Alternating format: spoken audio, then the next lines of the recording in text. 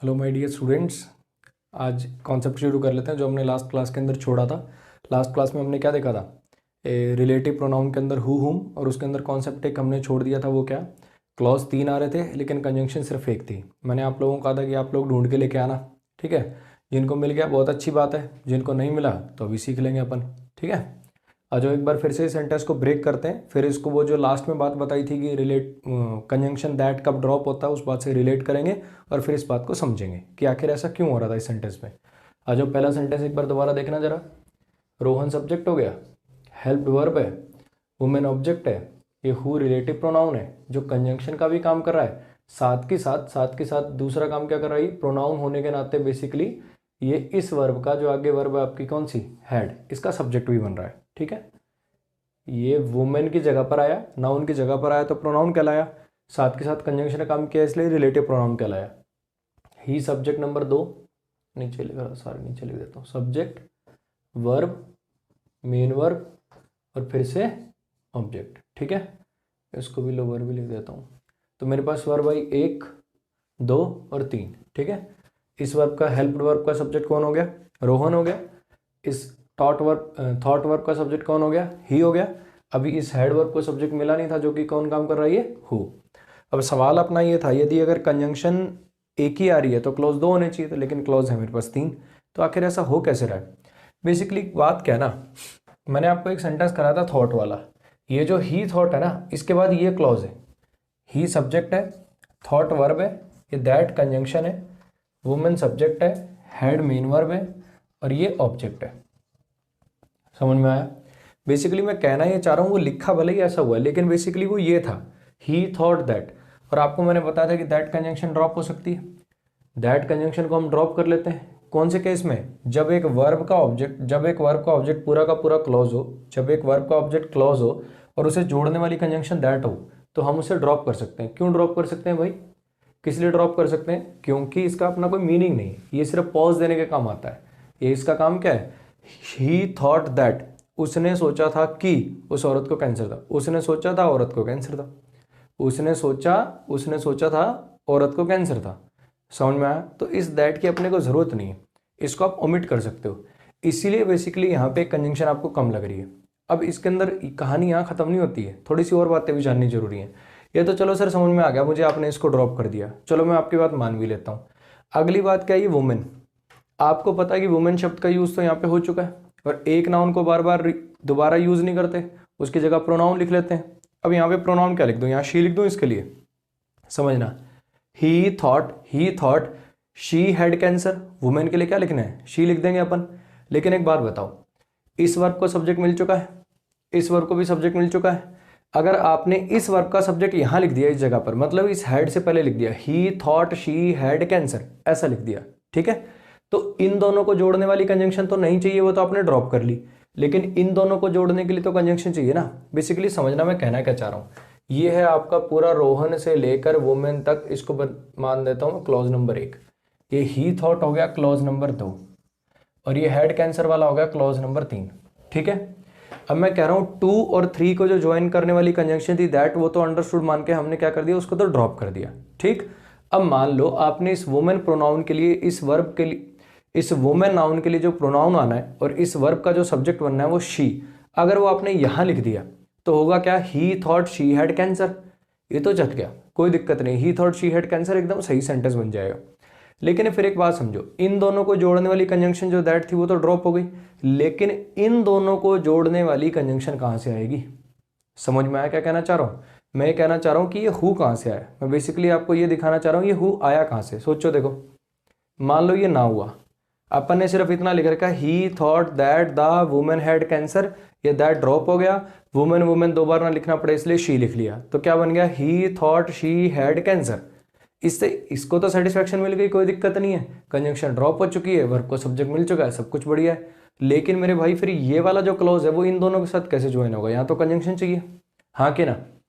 और समझना, ये जो अगली बात बोल रहे हो सारी की सारी वुमेन के बारे में बोल रहे हो कि नहीं बोल रहे हो? वुमेन के बारे में बोल रहे हो, तो मुझे एक ऐसी कंजंक्शन चाहिए जो इस वुमेन को रिलेट कर दे। इस वुमेन के बारे में ही ये बात बोली जा रही है, एक ऐसी कंजंक्शन हो जो रिलेट भी करे इस वुमेन को। समझ में आया? अगर मैं एक रिलेटिव प्रोनाउन लगा दूं तो ये सारे पर्पस सॉल्व हो जाएंगे कि नहीं हो जाएंगे। इस वर्ब को यहाँ सब्जेक्ट दे देता हूँ, यहाँ पे ऐसा वर्ड लिख देता हूँ जो सब्जेक्ट बनने के साथ साथ कंजंक्शन का भी काम कर दे ताकि कंजंक्शन की भी काम पूरी हो जाए। और ये वुमेन को रिलेट करने वाला लिख देता हूँ ताकि कोई ऐसा वर्ड लिख देता हूँ जो प्रोनाउन का काम करे, नाउन की जगह पे भी आता हो। ये सारे फंक्शन एक वर्ड में हो सकते हैं। वो कौन है? वो है रिलेटिव प्रोनाउन। और रिलेटिव प्रोनाउन में भी कौन सा? हु। लो जी, मैंने लगा दिया हु। अब ये एक ही समय पर देखो इसने क्या क्या फंक्शन सेटिस्फाई करे अपने, इन दोनों क्लॉज को ज्वाइन करना, इस वर्ब के लिए सब्जेक्ट की तरह से काम करना, इस नाउन को रेफर करना।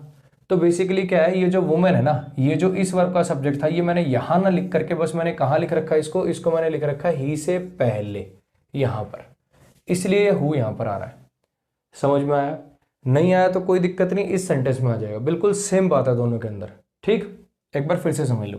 इस सेंटेंस की बात कर लेते अपन। वी सब्जेक्ट हो गया, मेट वर्ब हो गया, बॉय ऑब्जेक्ट हो गया, हु रिलेटिव प्रोनाउन हो गया, you subject number 2, said verb number 2, had helping verb, won main verb number 3, gold medal इसका ऑब्जेक्ट। ठीक है, अब ये तो हमें पता चल गया था कि हु हुम लगाना था। हु हुम में से कौन सा लगाना था? मेट वर्ब का सब्जेक्ट आ गया वी, सेड वर्ब का सब्जेक्ट आ गया यू, इस वर्ब को सब्जेक्ट नहीं मिला, हु आएगा। ये तो हम जान ही गए थे।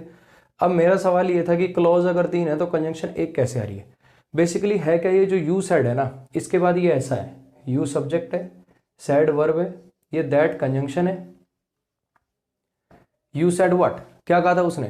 यू सेड व्हाट, क्या कहा था तुमने? You said that the boy had von a gold medal. ऐसे इसमें ही थॉट व्हाट, क्या सोचा था उसने? That the women had cancer. ये ऐसा है बेसिकली।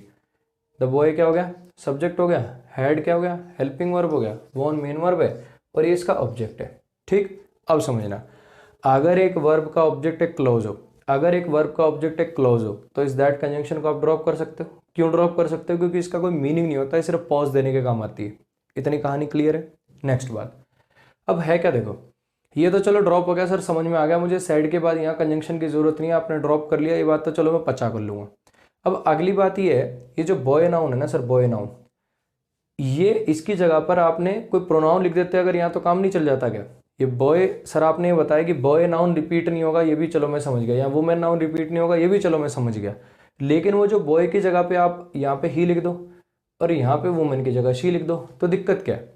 ऐसा लिख दो ना sir, you said he had von a gold medal, he thought she had cancer. दिक्कत क्या है भाई? अगर ये वाला सेंटेंस होता ना तो कोई दिक्कत नहीं थी। दिक्कत ये है कि इस सर वाले से पहले एक और क्लॉज भी लिखा हुआ है, वी मेट द बॉय, यहाँ पे लिखा हुआ रोहन हेल्प द वुमेन। तो उस क्लॉज को और इन दोनों को ज्वाइन करने के लिए बीच में कोई कंजंक्शन चाहिए कि नहीं चाहिए? अब मैं आपको बेसिकली अब ये बताना चाह रहा हूँ, देखो ये तो सबको पता चल गया कि दैट ड्रॉप हो गया, एक कंजंक्शन ड्रॉप हो गई इसलिए ऐसा हो रहा है। मैं आपको बेसिकली बताना चाह रहा हूँ कि आखिर ये हु कहाँ से आया है इसमें। ठीक, समझना जरा। अब मैं कहना ये चाह रहा हूँ कि मुझे यहाँ पे एक ऐसा वर्ड चाहिए जो इस क्लॉज को इस क्लॉज के साथ ज्वाइन कर दे, यानी एक कंजंक्शन चाहिए। ठीक है, अगली बात मुझे और क्या चाहिए? मुझे एक ऐसा वर्ड चाहिए जो इस वर्ब के सब्जेक्ट का भी काम कर दे, यानी नाउन या प्रोनाउन में से एक चाहिए। मुझे एक ऐसा वर्ड चाहिए जो इस बॉय को रेफर कर दे, क्योंकि ये सारी बातें इस बॉय के लिए लिखी हुई हैं। तो ऐसा कोई वर्ड जो एक नाउन की जगह पर आए, उसे रिलेट करे और कंजंक्शन का भी काम करे, वो कौन है? वो रिलेटिव प्रोनाउन ही तो है। तो बस मैंने इसके लिए जो ये आने वाला ही प्रोनाउन है ना, उसको मैंने कहाँ लिख दिया? उसको मैंने यहाँ लिख दिया, और कुछ भी नहीं किया मैंने। इससे भी मैं पहले ले गया और ही लिखने की बजाय मैंने हु लिख दिया, क्योंकि ही कंजंक्शन का काम नहीं कर पाएगा, ऐसे ही शी कंजंक्शन का काम नहीं कर पाएगा। तो मैं कोई ऐसा प्रोनाउन लिख दूं जो कंजंक्शन भी बन जाए, इस वर्ब का सब्जेक्ट भी बन जाए, और साथ के साथ एक नाउन को रेफर भी कर दे। वो कौन है? वो एक रिलेटिव प्रोनाउन, और रिलेटिव प्रोनाउन का सब्जेक्टिव केस कौन? हु। ये हमारा काम कर सकता है। समझ में आ गया? फिर से समझ लो। ठीक, मुझे बहुत टाइम लगा था इसको ढूंढने में, समझने में, खुद को डाइजेस्ट करने में, और फिर ऐसा तरीका बनाने में कि मैं दूसरों को भी समझा पाऊँ। ठीक है, तो हो सकता है काफ़ी बच्चों को थोड़ा सा कम समझ में आया हो। एक बार फिर से सुन के देखो जरा, इस बार आता है तो। देखो, लास्ट क्लास में मैंने आपको बताया था कि अगर एक वर्ब का ऑब्जेक्ट एक क्लॉज हो, अगर एक वर्ब का ऑब्जेक्ट एक क्लॉज हो और उस क्लॉज को जोड़ने के लिए कंजंक्शन दैट आ रही हो, तो उस केस में क्या होगा? आप उसको ड्रॉप कर सकते हो। उसने सोचा था कि उसे कैंसर है, कैंसर था, उसने सोचा था कि उसे कैंसर था, उसने कहा था कि लड़के ने गोल्ड मेडल जीत रखा था। तो बेसिकली क्या है, इसके अंदर दैट कंजंक्शन थी जो कि ड्रॉप हो गई। हमने क्या किया? ही thought what? He thought the women had cancer. You said what? You said the boy had von a gold medal. तो ये दैट जो है इसका कोई मीनिंग नहीं है इसमें, इसलिए हमने इसको क्या कर रखा है, ड्रॉप कर रखा है। इसलिए इन सेंटेंसेस में क्या है, यहाँ पर इस वर्ब के डायरेक्टली बाद ये वर्ब आ रही है, यहाँ पे कोई ना कोई कंजंक्शन आपको नजर नहीं आ रही। जैसे यहाँ पे सैड और हैड के बीच में कोई कंजंक्शन नजर नहीं आ रही, कंजंक्शन ड्रॉप हुई, ये समझ में आया। कंजंक्शन कम क्यों, इसका लॉजिक मिल गया। अब अगली बात मैं क्या कहना चाह रहा हूँ आपको, अगली बात ये कहना चाह रहा हूँ कि सर कंजंक्शन आपने ड्रॉप कर दी, समझ में आया। आपने कहा कि ये सेंटेंस एक्चुअली ऐसा है, ही के बाद से एक्चुअली में ऐसा है, और ऐसे ही इधर ये यू के बाद से एक्चुअली में ऐसा है, ठीक है। अब कंजंक्शन आपने हटा दी, मैं समझ गया। तो फिर ये जो वुमेन यहाँ लिखा हुआ है, ये यहाँ क्यों नहीं लिखा हुआ, ऐसे ये बॉय जो यहाँ लिखा हुआ है, यहाँ क्यों नहीं लिखा हुआ। फिर मैंने कहा कि वुमेन नाउन और बॉय नाउन तो ऑलरेडी आ चुके हैं, अगर ये नाउन पहले से आ चुके तो इनकी जगह प्रोनाउन लिखना है। चलो सर ये बात भी मैं आपकी मान गया, इनकी जगह प्रोनाउन लिखना है ना, तो वुमेन की जगह शी लिख दो और बॉय की जगह ही लिख दो। ऐसा क्यों नहीं कर रहे आप, ऐसा भाई मैं इसलिए नहीं कर रहा क्योंकि अगर यहाँ पे ही लिख दिया तो ये वाला क्लॉज तो सेटिस्फाई हो गया, कोई दिक्कत नहीं, और यहाँ पे अगर शी लिख दिया तो ये वाला क्लॉज तो सेटिस्फाई हो गया, कोई दिक्कत नहीं। लेकिन फिर ये पहला वाला जो क्लॉज है, फर्स्ट क्लॉज जो है, इसको बाकी क्लॉजेस के साथ ज्वाइन कैसे करोगे। उन दोनों को ज्वाइन करने वाली दैट कंजंक्शन तो ड्रॉप हो गई, इसको इनके साथ ज्वाइन कैसे करोगे, उसके लिए भी तो कंजंक्शन चाहिए ना। तो क्यों ना कुछ ऐसा कर दें कि इस वर्ब को सब्जेक्ट मिल जाए, ऐसा वर्ड मिल जाए मुझे, दोनों क्लॉज को ज्वाइन करने वाला कंजंक्शन भी हो, ऐसा वर्ड भी हो, साथ के साथ इस नाउन के बारे में अगली बात करनी है तो इस नाउन को रिलेट करने वाला वर्ड भी हो। इन तीनों अपने कामों को कौन क्वालिफाई कर सकता है, तीनों कामों को कौन सेटिस्फाई कर सकता है, एक रिलेटिव प्रोनाउन हु। अब आया समझ में। इसीलिए क्या हुआ, ये वुमेन और ये बॉय यहाँ पर नहीं लिखे गए हैं। इन वर्ब का जो ये वॉन वर्ब का और इधर हेड वर्ब का जो सब्जेक्ट बनना था वो बस मैंने इसके साथ ना लिख करके उसे मैं ले आया यहाँ पर, ताकि क्या हो जाए, इस ये नाउन रेफर भी हो जाए, कंजंक्शन भी बन जाए और साथ के साथ इसका सब्जेक्ट भी आ जाए। तो बेसिकली ये ऐसा है। आया भाई समझ में। अब इसको बहुत बढ़िया से नोट कर लो, ठीक है, स्टार मार्क करके भी, हाँ ये याद रहे कि ऐसा आखिर क्यों हो रहा था। ये तो कोई पेपर में नहीं पूछा जाएगा कि आखिर ऐसा क्यों हुआ, 3 क्लॉज हैं, कंजंक्शन एक ही है, लेकिन ये चीज़ों की अंडरस्टैंडिंग बनाने के लिए अपने को ज़रूरी है, ग्रामर पे अपनी पकड़ बनाने के लिए अपने को कॉन्सेप्ट सीखने ज़रूरी हैं, ठीक है। तो अब इसको नोट कर लो, फिर मैं मिलता हूँ आपके साथ अगले कॉन्सेप्ट के साथ। इसको बढ़िया से नोट कर लो भाई।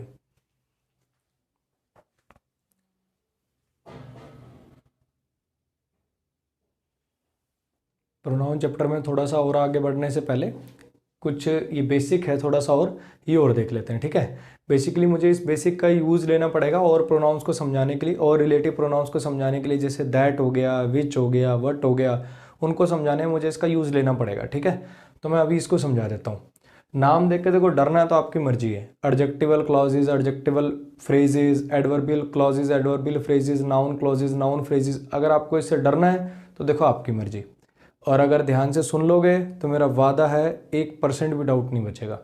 आ जाओ जरा, एक काम करते हैं, पहले इन सारे सेंटेंसेस को ब्रेक कर लेते हैं, ठीक है। ये बाकी बातें, ये जो बड़े बड़े भारी भारी शब्द है ना, ये बिल्कुल चंगू मंगू लगने लगेंगे, अभी करवा देंगे। सिर्फ एक काम करो, इन सारे सेंटेंसेस को एक बार खुद से ब्रेक करो। जैसे ही पॉज करोगे, खुद से ब्रेक करोगे, प्ले करते ही वापस मिलता हूँ मैं। इनको सारों को एक एक अक्षर को ब्रेक कर दो।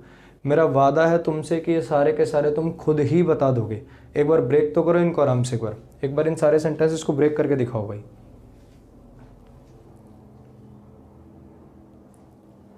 चलो जी आ जाओ, अब अपन कर लेते हैं।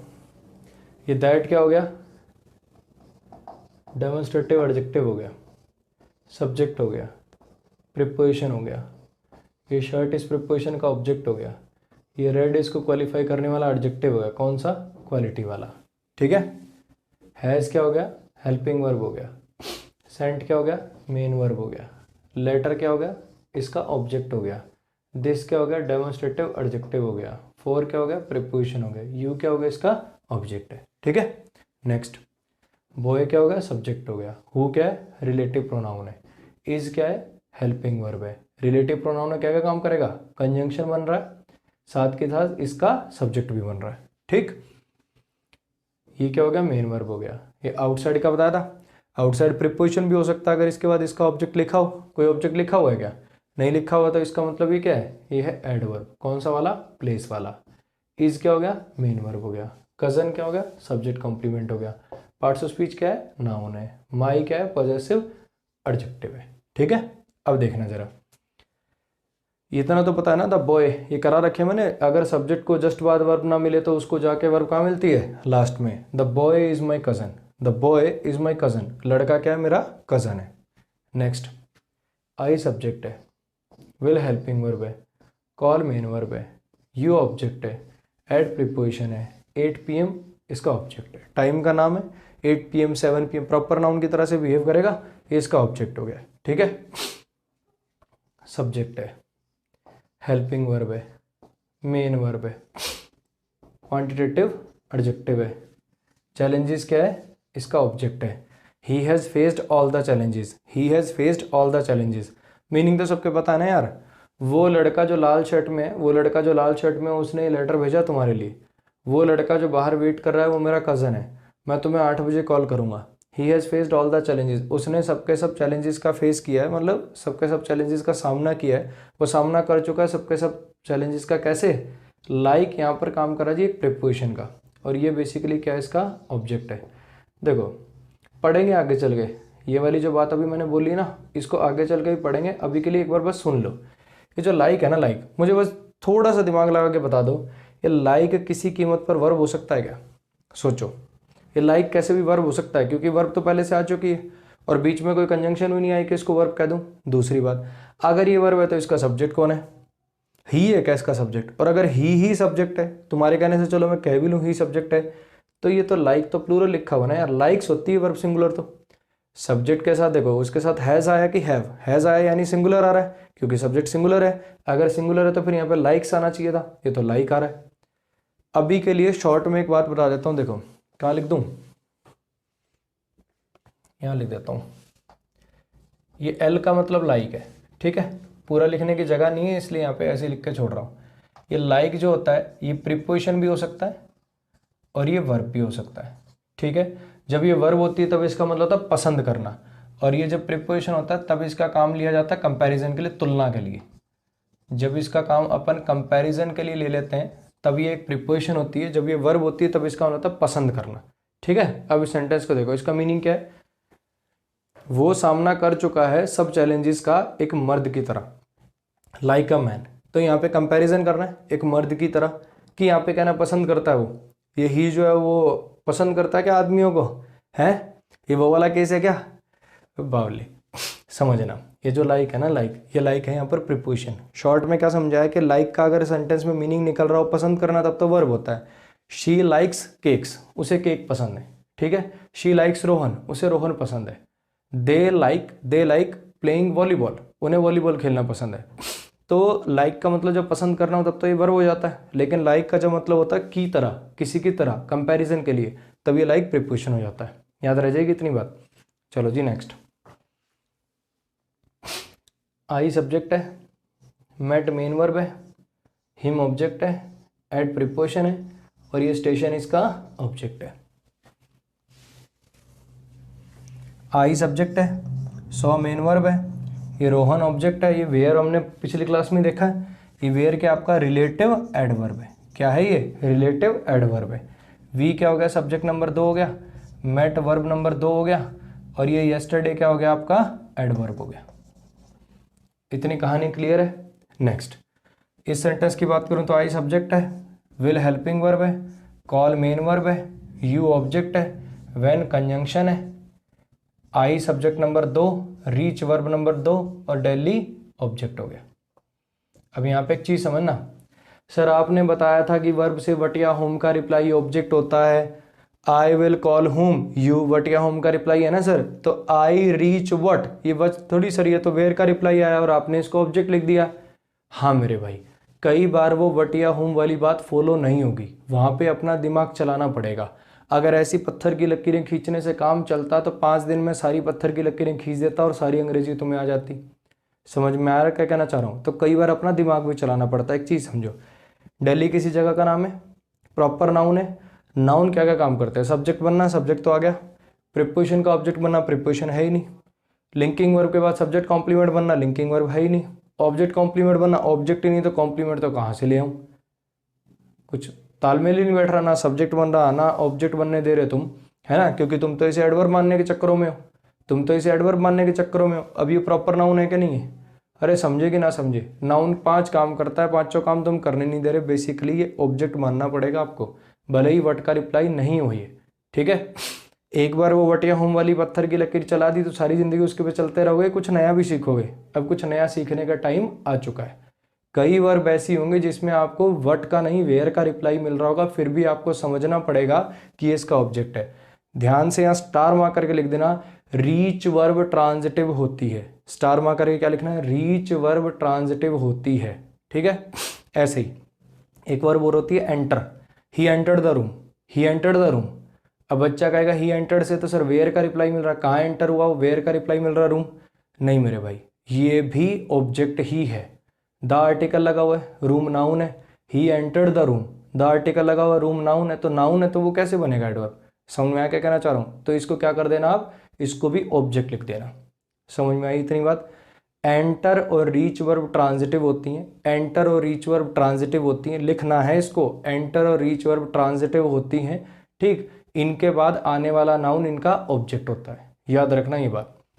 ठीक, मुझे लगता है सारे ब्रेक हो चुके हैं अपने सेंटेंसेस, सारे ब्रेक हो चुके हैं। तो लो जी, ये कर देता हूँ कुल 2 ही सेकंड में।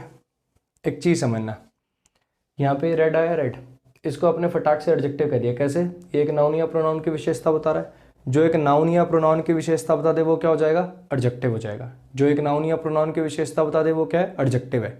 ठीक, ये adjective, adjectival phrase, adjectival clause, तीनों एडजेक्टिव के टाइप हैं, तीनों एडजेक्टिव ही हैं। समझना, बिल्कुल ध्यान से सुननी है, एक ही लाइन में कॉन्सेप्ट क्रिस्टल क्लियर हो जाएगा अगर ध्यान से सुनोगे तो।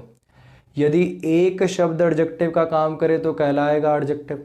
यदि एक से ज़्यादा शब्द मिलकर एडजेक्टिव की तरह से बिहेव करने लग जाएं, यानी एक से ज़्यादा शब्द मिलकर जब किसी नाउन या प्रोनाउन की विशेषता बताने लग जाएं, तब क्या होगा, तब ये कहलाते हैं एडजेक्टिवल फ्रेज या क्लॉज। सर मुझे कैसे पता चलेगा फ्रेज है कि क्लॉज, बिल्कुल आसान, बिल्कुल ईजी। अगर इसमें इन जो ग्रुप ऑफ वर्ड्स है इसमें कोई वर्ब आ रही है तो कहना क्लॉज, ना तो कह देना फ्रेज। शुरू से दोबारा स्लो स्लो बड़े ही ध्यान से। अब एडवर्ब के लिए सुनने वाली बात, यदि एक शब्द एडवर्ब का काम करे, यस्टरडे है एडवर्ब ऑफ टाइम है, हेयर है एडवर्ब ऑफ प्लेस है, केयरलेसली है एडवर्ब ऑफ मैनर है। यदि एक शब्द एडवर्ब का काम करे तो कहलाएगा एडवर्ब। ठीक है, एक से ज़्यादा वर्ड मिलकर एडवर्ब की तरह से काम करने लग जाएं तो कहलाएंगे एडवर्बियल फ्रेज या एडवर्बियल क्लॉज। कब सर, कब फ्रेज कब क्लॉज, अगर वर्ब आए तो क्लॉज, क्योंकि क्लॉज के लिए तो वर्ब आनी मैंडेटरी है। अगर वर्ब आए तो कहना क्लॉज, ना आए तो कहना फ्रेज। सेम वही बात नाउन के लिए, अगर एक शब्द नाउन का काम करे तो नाउन, एक से ज़्यादा शब्द मिलकर अगर नाउन की तरह से काम कर दें तो नाउन फ्रेज या नाउन क्लॉज। यानी नाउन के काम क्या है, अगर एक से ज़्यादा शब्द मिलकर सब्जेक्ट ऑब्जेक्ट बन रहे हैं तो नाउन फ्रेज या नाउन क्लॉज, अगर उसमें वर्ब आ जाए तो क्लॉज। याद है लास्ट क्लास के अंदर सेंटेंस कराया था, ही सेड दैट, आज भी करे अपन ने वो, ही सेड व्हाट, ये पूरी की पूरी बात नाउन क्लॉज ही तो थी। समझ में आया। तो बेसिकली क्या है, कुछ नहीं है, सिंपल सा फंडा है। एक वर्ड एडजेक्टिव का काम करे तो एडजेक्टिव, एक वर्ड एडवर्ब का काम करे तो एडवर्ब, एक से ज़्यादा एक वर्ड नाउन का काम करे तो नाउन। एक से ज़्यादा वर्ड मिलकर जब एडजेक्टिव के एडवर्ब के नाउन काम या फिर नाउन के काम करें तो एडजेक्टिवल एडवर्बियल या नाउन फ्रेज या फिर क्लॉज। अब मुझे कैसे पता चले फ्रेज की क्लॉज, बिल्कुल आसान, अगर वर्ब आए तो क्लॉज, ना तो फ्रेज। समझ में आया। अब कर देते हैं, आ जाओ इसको। That boy in red cap has sent this letter for you. मुझे बस इतना बता दो, ये जो इन रेड कैप है ना, इन रेड कैप, इसने इस बॉय की विशेषता बताई कि नहीं बताई। देखो जैसे ये दैट बॉय, वो लड़का, वो लड़का, दैट बॉय, ये जैसे दैट इसकी विशेषता बता रहा है, एक अकेला वर्ड नाउन की विशेषता बता रहा है तो एडजेक्टिव कहला रहा है। अब मान लो एक छोटा बच्चा है, ठीक है, वो आया और एक लड़की के लिए लेटर दे दिया। तो करते हैं ना अपन, ऐसे ही करते हैं, खुद तो जाने की हिम्मत होती नहीं, पता चले चमाट धर दे, तो क्या करते हैं, छोटे से बच्चे को भेजते हैं कोई लेटर वेटर लेके। अब वो आया बच्चा लेटर लेके, दीदी आपके लिए लेटर है। तो किसने दिया है, वो वाले भैया है ना जो, उन्होंने। लेकिन अब भैया तो वहाँ 4 खड़े हैं, मंडली बना के बैठे हैं, मुंडी नीचे करके ऐसे खी खी करके हंस रहे हैं। तो अब इस बच्चे को भी इतनी तो समझ है कि दैट उस साइड इशारा करूँगा तो ये कोई और समझ लेगी। ठीक है, तो वो क्या कर रहा है, that boy in red sweater, वो वाला लड़का जो रेड स्वेटर में है ना, उसने भेजा है लेटर तुम्हारे लिए। समझ में आया। तो बेसिकली मैं कहना क्या चाह रहा हूँ, जैसे एक वर्ड अगर किसी नाउन या प्रोनाउन की विशेषता बता दे तो वो एडजेक्टिव हो जाता है। ऐसे ही अगर एक ग्रुप ऑफ वर्ड्स, एक वर्ड्स का समूह, अगर एक ग्रुप ऑफ वर्ड्स किसी नाउन या प्रोनाउन की विशेषता बता दे तो वो या तो एडजेक्टिवल फ्रेज या एडजेक्टिवल क्लॉज। अब सर कैसे पता चले फ्रेज की क्लॉज, बिल्कुल आसान यार, इसमें वर्ब आ रही है क्या, ये प्रीपोजिशन है, ये एडजेक्टिव है, ये नाउन है, इसमें कोई वर्ब है नहीं, तो ये फ्रेज रहेगा। इसके साइड पे लिख देता हूं मैं ADJP, ADJPH, एडजेक्टिवल फ्रेज। भाई याद रह जाएगा। चलो जी, अब नेक्स्ट पे आ जाओ। The boy is my cousin, वो लड़का मेरा कजन है। कौन सा लड़का भाई? The boy is my cousin, कौन सा लड़का? हु इज वेटिंग आउटसाइड, जो बाहर वेट कर रहा है। वो लड़का जो बाहर वेट कर रहा है वो क्या है? वो मेरा कजन है। मुझे बताओ कि ये जो पूरी की पूरी बात है, इसने इस लड़के की विशेषता बताई कि नहीं बताई? कौन है मेरा कजन? हर कोई। अब तुम भी सारे के सारे मेरे कजन हो क्या? नहीं। वो लड़का जो ये गेट के बाहर वेट कर रहा है ना, वो मेरा कजन है। वो लड़का जो बाहर वेट कर रहा है वो मेरा कजन है। जैसे ही लिखा जो बाहर वेट कर रहा है, इसने इस लड़के की विशेषता बता दी, इसने इस लड़के को पर्टिकुलर कर दिया। जो एक नाउन को क्वालिफाई कर दे, नाउन को पर्टिकुलर कर दे, नाउन को विशेष कर दे, क्या हो गया? एडजेक्टिव हो गया। अब एक शब्द एडजेक्टिव का काम करे तो एडजेक्टिव, एक से ज़्यादा शब्द मिलकर एक शब्दों का समूह, अ ग्रुप ऑफ वर्ड्स, यदि एक नाउन को क्वालिफाई करने लग जाएं तो वो या तो एडजेक्टिवल फ्रेज या फिर एडजेक्टिवल क्लॉज। ठीक है, अब देखते हैं इसमें वर्ब आ रही है क्या? ये रही ना मेन वर्ब। अगर वर्ब आ रही है तो फिर ये क्या बना? ये बन गया इस पर क्लॉज। इसके साइड पे लिखता हूँ मैं ADJC, एडजेक्टिवल क्लॉज। याद रह जाएगी इतनी बात। अब इस सेंटेंस पे आ जाओ। इस सेंटेंस में मान लो मैं लिखूं I will call you soon, इसको हटा के यहाँ पे लिख दूं soon, I will call you soon, तो सून क्या बनेगा? इस कॉल को क्वालिफाई करने वाला एडवर्ब ऑफ टाइम बनेगा कि नहीं बनेगा? आई will call you soon, I subject है, विल हेल्पिंग वर्ब है, कॉल मेन वर्ब है, यू ऑब्जेक्ट है। यहाँ पे सून लिख दूं तो वो सून जो है कॉल वर्ब को क्वालिफाई करने वाला एडवर्ब ऑफ टाइम बनेगा कि नहीं? अब ऐसे ही क्यों कह रहा है वो एडवर्ब ऑफ टाइम? क्योंकि वो कॉल करने का समय बता रहा है। आई विल कॉल यू सून, मैं जल्दी तुम्हें कॉल करूंगा। तो मुझे बताओ ये जो एट 8 PM है, इसने भी तो कॉल का टाइम बताया कि नहीं बताया? बताया। तो बेसिकली ये इस कॉल को क्वालिफाई करने वाला एडवर्बियल फ्रेज लिखूं कि क्लॉज लिखूं? बोलो बोलो जल्दी। क्लॉज लिख दूं? लिखो सर फ्रेज, क्योंकि इसके अंदर तो कोई वर्ब ही नहीं है। ये बनेगा adverbial phrase of time, APT। Short में लिख रहा हूं, आपको पूरा लिखना है। एडवर्बियल फ्रेज ऑफ टाइम बनेगा ये, एडवर्बियल फ्रेज ऑफ टाइम। कहानी क्लियर है इतनी? नेक्स्ट पे आओ। I will call you when I reach Delhi, मैं तुम्हें कॉल करूंगा। कब कॉल करूंगा? जब मैं दिल्ली पहुंचूंगा। I will call you when I reach Delhi. मुझे एक बार बताओ, व्हेन आई रीच दिल्ली ने कॉल का समय बताया कि नहीं बताया? जैसे I will call you soon का मतलब है मैं जल्दी कॉल करूंगा। I will call you at 8 PM का मतलब मैं तुम्हें 8 बजे कॉल करूंगा। I will call you when I reach Delhi का मतलब क्या है? मैं तुम्हें कॉल करूंगा जब मैं दिल्ली पहुंचूंगा। तो इसने भी कॉल का टाइम बताया कि नहीं बताया? कॉल का टाइम बता दिया। तो ये पूरा का पूरा व्हेन से लेकर, ये पूरा का पूरा, ये जो पहले भी ब्रैकेट में था, ये पूरा का पूरा क्या बन गया आपके लिए? ये बन गया एडवर्बियल क्लॉज ऑफ टाइम। क्यों? क्योंकि इसके अंदर रीच वर्ब आ रही है। तो यहाँ पे इसके लिए देखो लिख देता हूँ, ये लाइक वाला इधर छोड़ देता हूँ, लाइक वर्ब भी होता है। ठीक है, कंपैरिजन के लिए प्रीपोजिशन होता है, वर्ब पसंद करना समझ जाओगे। ये हो गया ADV, adverbial clause of time, ADVCT। पूरा लिख लोगे ना इसको, adverbial clause of time. Clear है? नेक्स्ट पे आ जाओ। He has faced all the challenges like a man, उसने सारे के सारे चैलेंजेस फेस करे कैसे? एक मर्द की तरह, एक मैन की तरह। मेरे भाई अगर मैं यहाँ लिखता he has faced all the challenges bravely, he had faced all the challenges carefully, he has faced all the challenges nicely, तो बेसिकली क्या है, वो सारे के सारे वर्ड क्या बनते हैं? इस फेस वर्ब को क्वालिफाई करने वाले एडवर्ब वो मैनर बनते हैं। कोई काम कैसे हो रहा है? He does everything carefully, nicely, easily, rudely, arrogantly, क्या है? एडवर्ब वो मैनर ही तो है। तो यहाँ पे भी तो मैंने क्या किया? उसने सारे के सारे चैलेंजेस फेस किया like a man, like a man, एक मर्द की तरह। कैसे फेस किए? हाउ, कैसे करे? How, like a man. तो बेसिकली ये क्या है? ये वाला बन गया आपका एडवर्बियल फ्रेज की क्लॉज। बोलो, फ्रेज की क्लॉज, ये हुआ फ्रेज, क्योंकि इसके अंदर कोई वर्ब नहीं आई। वो सेंटेंस और है भाई, ठीक है, ये और है, ये बीच में लाइन है, समझ जाना, ये अलग अलग सेंटेंस है। ये बना ADV phrase of manner, ADVPM लिख रहा हूँ इसको, एडवर्बियल फ्रेज ऑफ मैनर। थोड़ी बोर्ड पे ज़्यादा घुचपुच सी हो गई है, ठीक है, थोड़ा ध्यान ध्यान से नोट्स बनाना इसके, 2-3 बार पीछे करके देख लेना, नहीं समझ आए तो। एडवर्बियल फ्रेज ऑफ मैनर बन गई ये, ठीक है। इस पे आ जाओ। I met him at the station, अगर मैं कहूँ I met him there, I met him there, I met him somewhere, I met him upstairs, तो वो क्या हो जाएंगे, एडवर्बियल फ्रेज ऑफ प्लेस होंगे कि नहीं होंगे। I met him here, I met him there, I met him upstairs, क्या एडवर्बियल फ्रेज ऑफ प्लेस है। एक वर्ड यदि एडवर्ब का काम करे तो adverb. I met him at the station, इसने मिलने का प्लेस बताया कि नहीं बताया, बताया, तो फिर ये क्या बन गया, ये बन गया आपका adverbial phrase of place, ADPP, adverbial phrase of place. ठीक है, ये एट द स्टेशन क्या है, बेसिकली मीट का प्लेस ही तो बता रहा है, हाँ कि ना। एक शब्द एडवर्ब का काम करे तो एडवर्ब, एक से ज़्यादा शब्द मिलकर एडवर्ब की तरह से काम कर दें तो फ्रेज या क्लॉज। इसमें वर्ब नहीं आई तो फ्रेज आ जाती, तो हो जाता क्लॉज। आ जाओ इस सेंटेंस पे।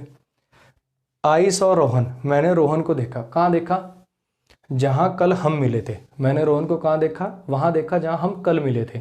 Where we met yesterday, where we met yesterday, तो इसने भी तो देखने का प्लेस बताया कि नहीं बताया, तो ये एडवर्बियल क्लॉज हो गया, कौन सा, प्लेस वाला। फिर से समझ लो, बिल्कुल आसान है। देखो वर्ड से डरना है, हउए बनाने तो देखो आपकी मर्जी है, वरना चीज़ें तो हैं बिल्कुल आसान। मैंने तो ये बस एक बार थोड़ी सी सोची थी, उसके बाद से मुझे तो कभी दिक्कत हुई नहीं इस चीज़ में। सिंपल सी बात है। एडजेक्टिव का काम क्या, एक नाउन या प्रोनाउन की विशेषता होता ना। एडवर्ब का काम क्या है, एक वर्ब को, एडजेक्टिव को दूसरे एडवर्ब को क्वालिफाई करना। नाउन का काम है सब्जेक्ट ऑब्जेक्ट बनना। ठीक है, अगर एक एक शब्द ये काम कर रहे हो, एक शब्द नाउन या प्रोनाउन को क्वालिफाई कराओ, चलो भाई एडजेक्टिव है तो। एक शब्द वर्ब को, एडजेक्टिव को दूसरे एडवर्ब को क्वालिफाई कर रहा हो, चल भाई एडवर्ब है तू। अगर एक शब्द सब्जेक्ट ऑब्जेक्ट बन रहा हो, चल भाई नाउन है तू।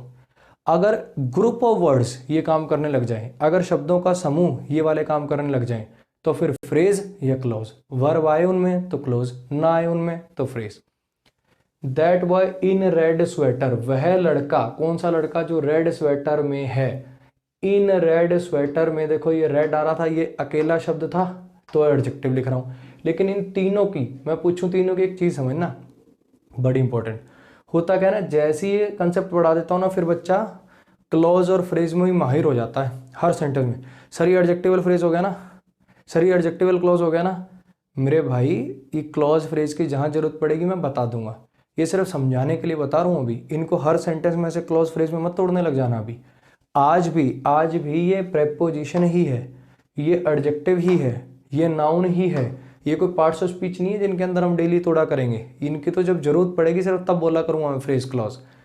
अब समझना, कोई पूछे ये क्या है, सर डेमोन्स्ट्रेटिव एडजेक्टिव है। ये क्या है, सर नाउन है, सब्जेक्ट का काम कर रहा है। ये क्या है, सर प्रीपोजिशन है। ये क्या है, सर क्वालिटेटिव एडजेक्टिव है, शर्ट नाउन के लिए।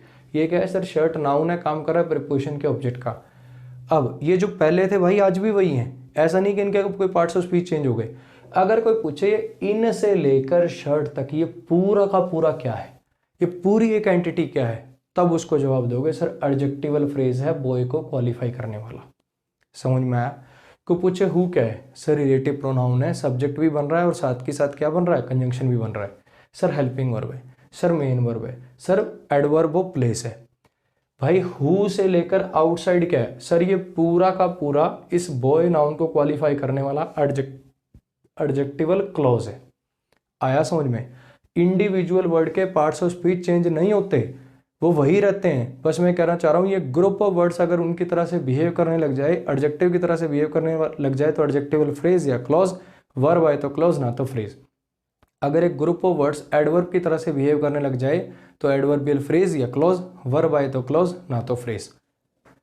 आई will call you at 8 PM, कब कॉल करूंगा, एट 8 PM। कॉल का टाइम बताया, एडवर्ब ऑफ टाइम। अब एक शब्द होता है I will call you soon, I will call you tomorrow, I will call you कुछ भी और आगे वर्ड लगा लो।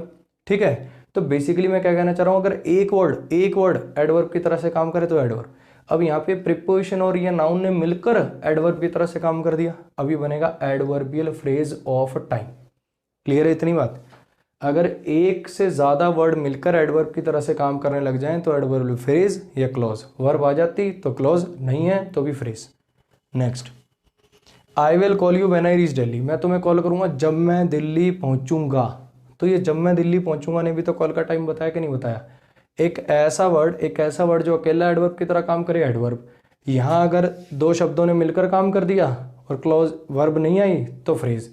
अब यहाँ पे 1 2 3 ये 4 शब्दों ने मिलकर एडवर्ब की तरह से काम कर दिया और इसके अंदर एक वर्ब आ रही है तो कहलाया एडवर्बियल क्लॉज ऑफ टाइम।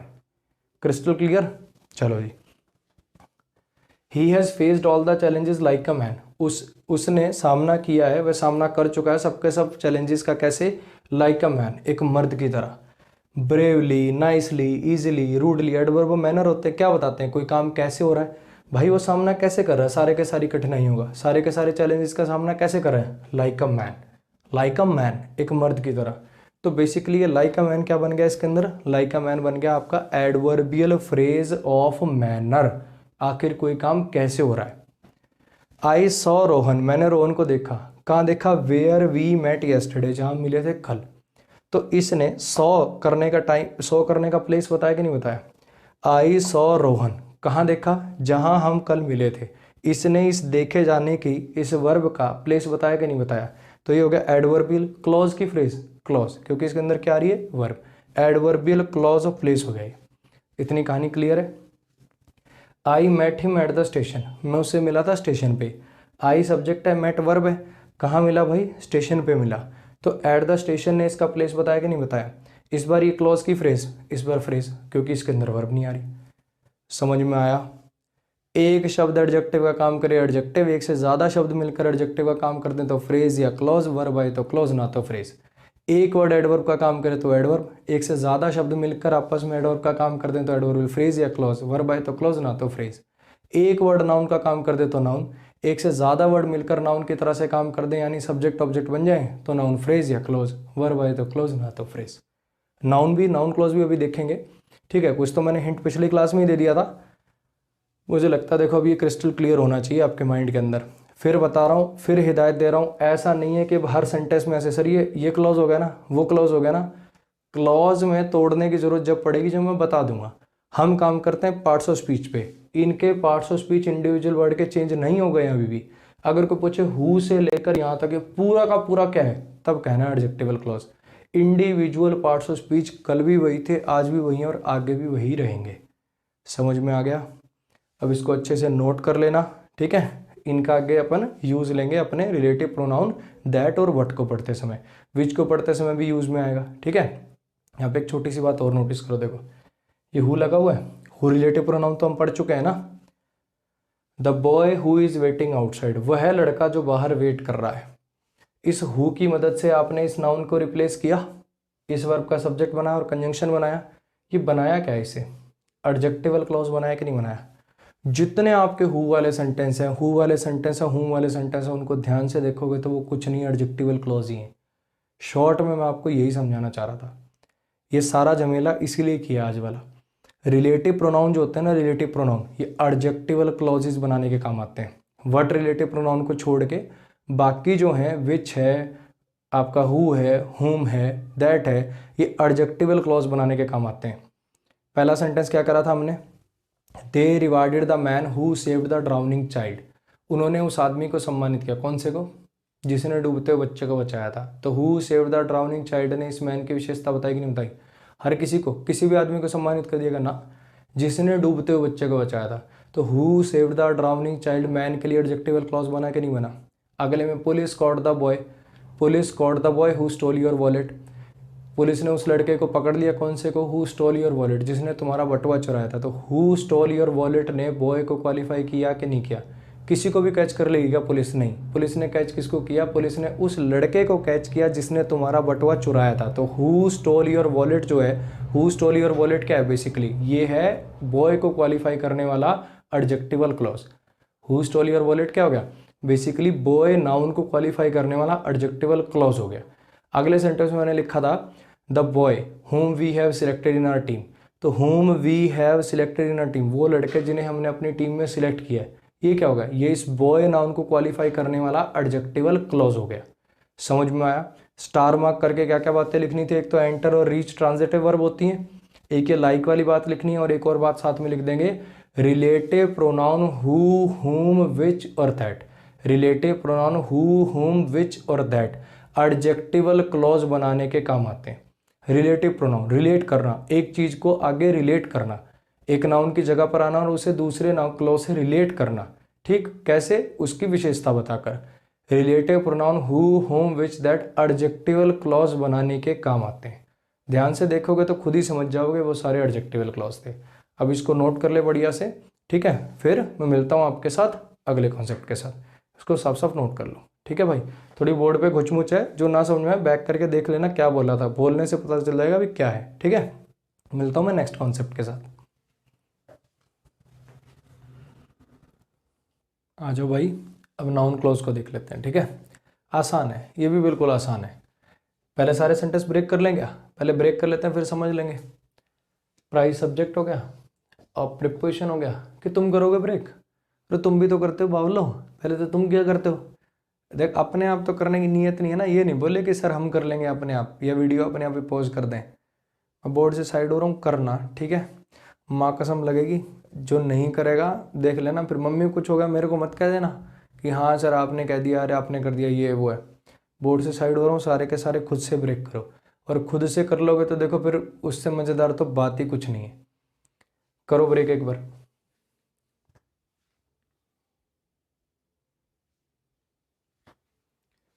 आ जाओ, अब अपन कर लेते हैं। प्राइस सब्जेक्ट हो गया और प्रिपोजिशन हो गया। कार क्या हो गया इसका, ऑब्जेक्ट हो गया।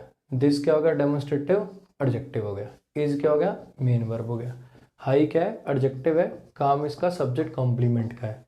वेरी इसको क्वालिफाई करने वाला एडवर्ब हो गया, ठीक है। नेक्स्ट, आई सब्जेक्ट है, नो वर्ब है। He subject number 2, escaped verb number 2। From prison, from preposition हो गया, प्रिजन इसका ऑब्जेक्ट हो गया। दैट डेमोन्स्ट्रेटिव एडजेक्टिव हो गया, ठीक है। अब ये हाउ मैंने आपको बताया था क्या होता है। हाउ क्या होता है, how, why, where, when, interrogative adverb भी होते हैं और रिलेटिव एडवर्ब भी होते हैं। कैसे जानते हो, अगर कंजंक्शन काम करे तो रिलेटिव, ना करे तो इंटरोगेटिव। दो क्लॉज हो गए कि नहीं हो गए, subject plus verb, subject plus verb, तो इसको क्या कह दूं, रिलेटिव एडवर्ब। काम क्या है इसका, कंजंक्शन बनना। लो आर ए लिख देता हूं, समझ जाना। आर ए का मतलब रिलेटिव एडवर्ब, काम क्या, कंजंक्शन वाला, ठीक है। Next, he subject, escaped verb, from prison, from preposition, prison इसका ऑब्जेक्ट, और दैट डेमोन्स्ट्रेटिव एडजेक्टिव, ठीक है।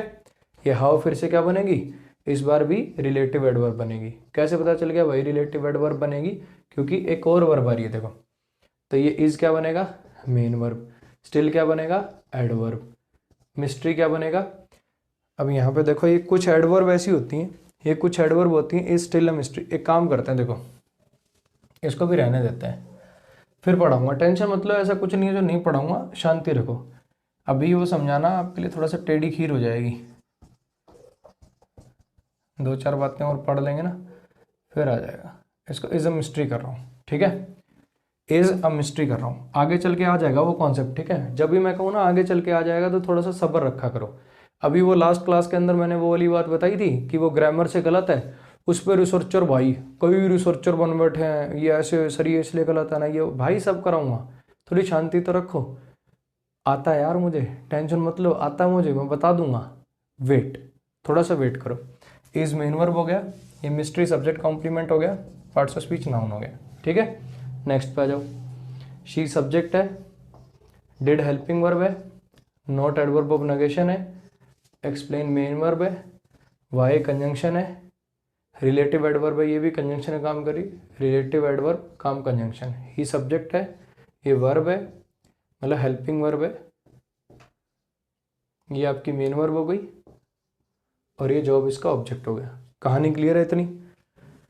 Price of this car, price subject, of preposition, car इसका object, this demonstrative adjective, is main verb, high adjective, subject complement, ये इसकी degree बढ़ाने वाला adverb. I know, I subject और know verb. He escaped from that prison, he subject, escaped verb, from preposition, ये इसका object, that demonstrative adjective. He escaped from that prison, he subject, verb, preposition इसका object, demonstrative adjective, is main verb, और mystery subject complement. She subject, did helping verb, not adverb of negation, explain main verb, why conjunction, subject helping verb, main verb, और ये object, ठीक है। पहला sentence देखो, the price of this car is very high. इस गाड़ी की जो कीमत है बहुत ज़्यादा है, इस गाड़ी की जो कीमत है वो बहुत ही ज़्यादा है। अब मुझे बताओ क्या ज़्यादा है, गाड़ी ज़्यादा है, गाड़ी तो ज़्यादा नहीं, प्राइस ज़्यादा है। लेकिन सिर्फ प्राइस लिखने से काम चलेगा क्या, ऐसा लिख दूँ the price is very high, the price is very high, ऐसे भी नहीं काम चलेगा। समझ में आ रहा है क्या कहना चाह रहा हूँ। तो बेसिकली है क्या ना, अगर मैं एक वर्ड की बात करूं तो इस वर्ड का सब्जेक्ट तो प्राइस ही है, प्राइस की जगह अगर प्राइसेस होगा तो फिर आर हो जाएगा। सब्जेक्ट अगर प्लूरल होगा तो ये भी प्लूरल हो जाएगा। लेकिन एक बात समझना, अगर मैं इस सेंटेंस को सिर्फ ऐसे तोड़ना चाहता, सब्जेक्ट वर्ब और कॉम्प्लीमेंट, अगर सिर्फ ऐसे तोड़ना चाहता तो ये पूरा का पूरा सब्जेक्ट लिखना पड़ता कि नहीं लिखना पड़ता। बेसिकली किसका price, price of this car, ये ऑफ दिस कार को क्या प्राइस से अपन अलग कर सकते हैं, नहीं कर सकते ना। तो बेसिकली ये क्या है, ये पूरा का पूरा जो है ना, पूरा का पूरा ये इस वर्ब का सब्जेक्ट है। ये पूरा का पूरा क्या है, इस वर्ब का सब्जेक्ट है। अगर मैं इस सेंटेंस को सिर्फ इतना तोड़ूं, सब्जेक्ट वर्ब कॉम्प्लीमेंट, तो अगर एक एक वर्ड की बात करूंगा तो सब्जेक्ट किसको कहना पड़ेगा, प्राइस को कहना पड़ेगा, बात ही खत्म हो जाएगी। लेकिन अगर पूरा ऐसे से तोड़ूं, सब्जेक्ट पूरा का पूरा अलग रख दूं, वर्ब अलग रख दूं और कॉम्प्लीमेंट अलग रख दूं, तो इस पूरे को सब्जेक्ट कहना पड़ेगा कि नहीं कहना पड़ेगा। एक से ज्यादा शब्दों का समूह यदि सब्जेक्ट की तरह से काम कर गया तो नाउन की तरह से काम कर गया, अगर नाउन की तरह से काम कर गया तो ये नाउन फ्रेज हुआ कि नहीं हुआ, बोलो। ये होगा नाउन फ्रेज, ठीक है, नाउन फ्रेज, ठीक। क्यों, क्योंकि सब्जेक्ट की तरह से काम कर रहा है, और सब्जेक्ट बनना काम किसका है, नाउन का। जैसे अपन वो लिखते हैं ना, Karan's car, the car of Karan, the marks of Rajesh's wife, ये सारे के सारे क्या हैं, जब ये सब्जेक्ट ऑब्जेक्ट बनते हैं तो नाउन फ्रेज ही होते हैं। जब एक से ज्यादा शब्दों का समूह मिलकर किसी वर्ब के सब्जेक्ट या ऑब्जेक्ट की तरह से काम कर दे तो उसे कहते हैं नाउन फ्रेज, ठीक। उसमें कोई वर्ब आ जाए तो क्लॉज, वरना फ्रेज। इस सेंटेंस पे आओ, आई नो, मुझे पता है, आई नो, फुल स्टॉप। यहाँ सेंटेंस खत्म हो सकता है क्या, पिछली क्लास में बताया था। ये सेंटेंस यहाँ सिर्फ तब खत्म हो सकता है जब इस नो वर्ब का ऑब्जेक्ट अंडरस्टूड हो। किसी को मान लो कहूँ, इस सवाल का जवाब किसको पता है भाई, आई नो, अब तो पता है कि ये सेंटेंस सही हो जाएगा। क्यों सही हो जाएगा, क्योंकि I know the answer to this question, इस वर्ब का जो ऑब्जेक्ट है वो अंडरस्टूड है, वो मैंने सवाल में ही बोल दिया, इसलिए आपने दोबारा नहीं बोला। वरना अकेला ये सेंटेंस, अगर ये सेंटेंस जो मैंने अभी पूछा किसको जवाब पता है भाई, ये ना बोल रखा हो, सीधा कह सकते आई नो। क्लास चल रही है, मैं यहाँ पे खड़ा हूँ, एकदम से आई नो, चलेगा क्या, नहीं चलेगा। क्यों नहीं चलेगा, क्योंकि बेसिकली नो वर्ब ट्रांजिटिव है, इसको यहाँ पे इस सेंटेंस में ऑब्जेक्ट चाहिए ही चाहिए। सर पता कैसे चला आपको ट्रांजिटिव है, रीडिंग से, पढ़ने से। अगर यहाँ पे आई नो लिख के छोड़ दोगे तो ये इनकम्प्लीट मीनिंग है, ये मीनिंग ही दे नहीं रहा, तो इसलिए इसको ऑब्जेक्ट चाहिए। अब मुझे बताओ, आई नो वट क्या जानता हूँ मैं, आई नो वट क्या जानता हूँ, वर्ब से वट का रिप्लाई क्या है, आई नो वट क्या जानता हूँ मैं ये जानता हूँ कि वो जेल से कैसे भागा, ये पूरी बात। I know how he escaped from that prison, मैं जानता हूँ कैसे भागा वो जेल से। I know how he had explained, sorry, I know how he escaped from that prison. ये पूरा का पूरा ऑब्जेक्ट हुआ कि नहीं हुआ, ऑब्जेक्ट हुआ तो नाउन हुआ। और अगर एक ऑब्जेक्ट का काम पूरा का पूरा नाउन क्लॉज, मतलब एक ऑब्जेक्ट बन गया, अगर ऑब्जेक्ट बन गया तो नाउन है, और अगर एक क्लॉज ऑब्जेक्ट की तरह से काम कर दे तो फिर उसको क्या कह देंगे, नाउन क्लॉज। इसको क्या कह देंगे, नाउन क्लॉज। समझ में आया यार। जैसे देखो, अभी थोड़ी देर पहले एडजेक्टिव में भी तो यही कर रहे थे, एक वर्ड एडजेक्टिव काम करे तो एडजेक्टिव, ऐसे एक वर्ड नाउन का काम करे तो नाउन। एक से ज्यादा वर्ड मिलकर अगर एडजेक्टिव का काम कर दें तो एडजेक्टिवल फ्रेज या क्लॉज। ऐसे ही एक से ज्यादा शब्द मिलकर अगर नाउन का काम कर दे तो नाउन फ्रेज या क्लॉज। जैसे एडजेक्टिव का काम था नाउन या प्रोनाउन की विशेषता बताना, ऐसे नाउन का क्या काम है, सब्जेक्ट ऑब्जेक्ट बनना। यदि एक शब्द सब्जेक्ट ऑब्जेक्ट बने तो नाउन, एक से ज्यादा शब्द मिलकर सब्जेक्ट ऑब्जेक्ट बने तो फिर नाउन फ्रेज या क्लॉज। वर्ब आ जाए तो क्लॉज, ना तो फ्रेज। यहाँ पे वर्ब नहीं आई तो फ्रेज हो गया, यहाँ वर्ब आ गई तो क्लॉज हो गया। एक से ज्यादा शब्दों ने मिलकर वर्ब के ऑब्जेक्ट का काम कर दिया, ऑब्जेक्ट का काम कर दिया तो नाउन का काम कर दिया। अगर एक क्लॉज नाउन का काम कर दे तो नाउन क्लॉज हो जाएगा। क्लियर हो गई इतनी बात। नेक्स्ट पे आ जाओ। How he escaped from that prison is a mystery, how he escaped from that prison is a mystery. आपको क्या बता रखा है, बी की form is, am, are, was, were. English में दो काम करते हैं, हेल्पिंग वर्ब बनना, मेन वर्ब बनना, ये मेन वर्ब है। अब सब्जेक्ट कैसे पहचानते थे हम, सब्जेक्ट पहचानते थे एक्टिव वॉइस में जो डूअर होता था वो सब्जेक्ट हो जाता था, हाँ कि ना। अब पैसिव वॉइस में जो रिसीवर होता था वो सब्जेक्ट हो जाता था। लिंकिंग वर्ब में सब्जेक्ट कैसे पहचानते हो, जिसके बारे में बात हो रही है, हाँ कि ना। एक मैंने आपको चीज़ पढ़ाई थी, ध्यान हो तो, सब्जेक्ट और उसका कॉम्प्लीमेंट एक ही होते हैं। अमन इज अ टीचर, अमन और टीचर एक ही। राहुल इज रिच, रिच और ये राहुल बंदा एक ही है ना। समझ में आ क्या कहना चाह रहा हूँ। तो इज अ मिस्ट्री, ये एक रहस्य है। जो भी चीज़ रहस्य है ना, जो भी चीज़ रहस्य है वही इस वर्ब का सब्जेक्ट हो जाएगा। जैसे अमन इज अ टीचर, टीचर जो भी बंदा है ना वही इस वर्ब का सब्जेक्ट है। टीचर कौन है, अमन है, तो अमन सब्जेक्ट हो गया। सब्जेक्ट और कॉम्प्लीमेंट एक ही होते हैं, तो जो भी चीज रहस्य है वही इस वर्ब का सब्जेक्ट है। क्या है रहस्य, ये जेल है क्या रहस्य, ये दैट, कि फ्रॉम, कि एस्केप, कि बंदा रहस्य। अरे रहस्य क्या है? रहस्य है कि वो जेल से कैसे भागा। How he escaped from that prison is a mystery. वो जेल से कैसे भागा ये एक रहस्य है। तो बेसिकली क्या है, देखो ये पूरा का पूरा, ये पूरा का पूरा इस वर्ब का सब्जेक्ट बना के नहीं बना। होता क्या ना यार, देखो जब इसको मैं ऑब्जेक्ट बनाता हूँ ना तो एक एक बच्चे को समझ में आ जाता है, लेकिन जैसे ही मैं इस क्लॉज को सब्जेक्ट बनाने की कोशिश करता हूँ ना तो बच्चों को लगता है बहुत अटपटा। क्यों अटपटा लग रहा है? जैसे क्लॉज ऑब्जेक्ट का काम कर सकता है ऐसे ही एक क्लॉज सब्जेक्ट का काम नहीं कर सकता क्या? जैसे क्लॉज ऑब्जेक्ट का काम कर सकता है ऐसे सब्जेक्ट का भी काम कर सकता है, और ये कहलाएगा नाउन क्लॉज। लो जी यहाँ पे लिख देता हूँ NC, नाउन क्लॉज। जैसे जैसे, और कितने भी सेंटेंस लिख दो। मान लो मैं कहूँ where I live, where I live is not known to you. Where I live clause बनाया, वेयर आई लिव, ठीक है, मैं कहाँ रहता हूं, ठीक। Is not known to you, वो तुम्हें पता नहीं है। इस वर्ब का सब्जेक्ट कौन हो गया? Where I live. समझ में आया? तो बेसिकली जैसे ये जो क्लॉज होते हैं ऑब्जेक्ट का काम कर देते हैं ऐसे सब्जेक्ट का काम भी तो कर देते हैं ना मेरे भाई। तो चीज़ बिल्कुल आसान है, थोड़ा सा समझने की कोशिश करोगे तो आ जाएगी। अगले सेंटेंस पे आ जाओ। शी डिड नॉट एक्सप्लेन, उसने एक्सप्लेन नहीं किया। फुल स्टॉप लगा दूं क्या? शी डिड नॉट एक्सप्लेन, क्या एक्सप्लेन नहीं किया भाई? बताना जरूरी है कि नहीं बताना जरूरी है? यहाँ पे वर्ब ट्रांजिटिव है, कैसे पता चला?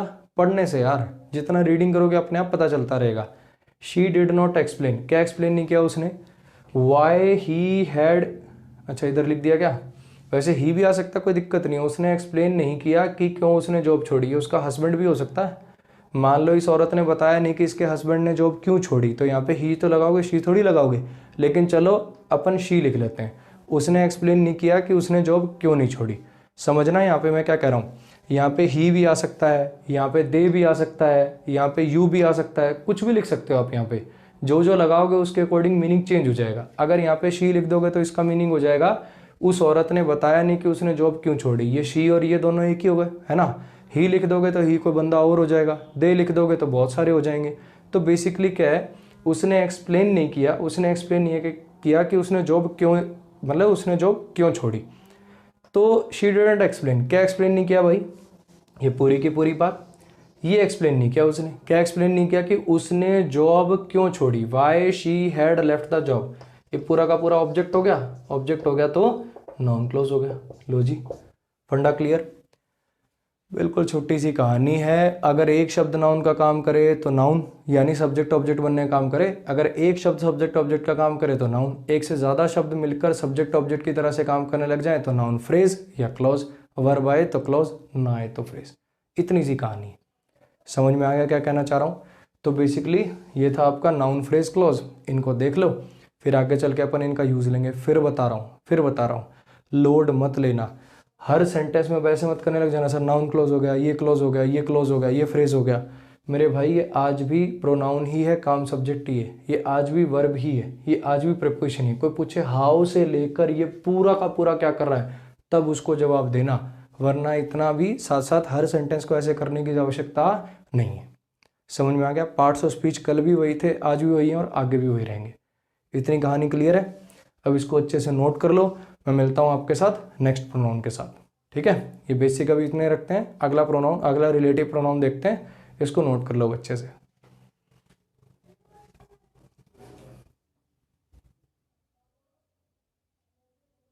आ जाओ भाई, अब रिलेटिव प्रोनाउन दैट को देख लेते हैं। देखो बुक के अंदर रूल क्या मिलेगा, पहले तो मैं आपको रूल बोल के लिखवाऊंगा, अभी भी टेंशन मत लो, इसके बाद रूल लिख भी दूंगा मैं। एक बार मैं बोल के बता देता हूँ, ठीक है। बुक के अंदर रूल मिलेगा कि ये कुछ वर्ड हैं, all, none, the same, the few, the little, the only, everything, anything, ठीक। द प्लस सुपरलेटिव डिग्री, अगर ये वर्ड्स आ जाएं तो इनके साथ रिलेटिव प्रोनाउन दैट का यूज होता है, ठीक है। ऑल है, नन है, बोथ है, द सेम है, द फ्यू है, द लिटल है, ये सारे वर्ड्स अगर आ जाएं और इनके साथ अगर रिलेटिव प्रोनाउन लगाना हो तो दैट का यूज होता है। समझना एक बात, पहली तो इस बात में ये समझना, ये नहीं पढ़ाया गया है कि द सेम आएगा, द सेम आएगा तो दैट आएगा ही आएगा, ऐसा जरूरी नहीं है। मैं कहना ये चाह रहा हूं कि अगर द सेम आया और आगे कोई रिलेटिव प्रोनाउन लगाना हो तो वो दैट लगेगा। समझे क्या कहना चाह रहा हूं? एक बार सेंटेंस समझाता हूं। I want the same bag, I want the same bag, sentence खत्म हो गया, आया दैट। नहीं आया ना। मैं कहना ये चाह रहा हूँ कि अगर अगर ये सेंटेंस के अंदर रिलेटिव प्रोनाउन आगे लगाना पड़ा, I want the same bag that I saw at the trade fair, अगर रिलेटिव प्रोनाउन लगाना पड़ा तो वो दैट लगेगा। समझ में आया? एक बार इस रूल को ऐसे का ऐसे, जैसे बुक में लिखा हुआ ऐसे कैसे लिख लेते हैं, समझ लेते हैं, उसके बाद फिर बात करेंगे कि आखिर ये रूल ऐसा बना क्यों है। ठीक है, इसको अप्लाई कर देते हैं एक बार। पहले सारे सेंटेंसेस ब्रेक कर लें। कौन करेगा पहले ब्रेक? तुम करोगे। तो इस सेंटेंस को सारों को ब्रेक करने की कोशिश करो अपने आप से, और फिर मैं आपके साथ मिलता हूँ वापसी। ठीक, ब्रेक करो इनको एक एक को। ये बेसिकली ये पहला सेंटेंस ही ऐसे है। ठीक है, ये जगह मतलब बोर्ड यहाँ तक था ना, ये ऐसे और ये यहाँ तक ऐसे है। इनको ब्रेक करो, जैसे ही वापसी प्ले करोगे मैं मिलता हूँ। एक बार बोर्ड से साइड हो रहा हूँ, पॉज करके इनको ब्रेक करो।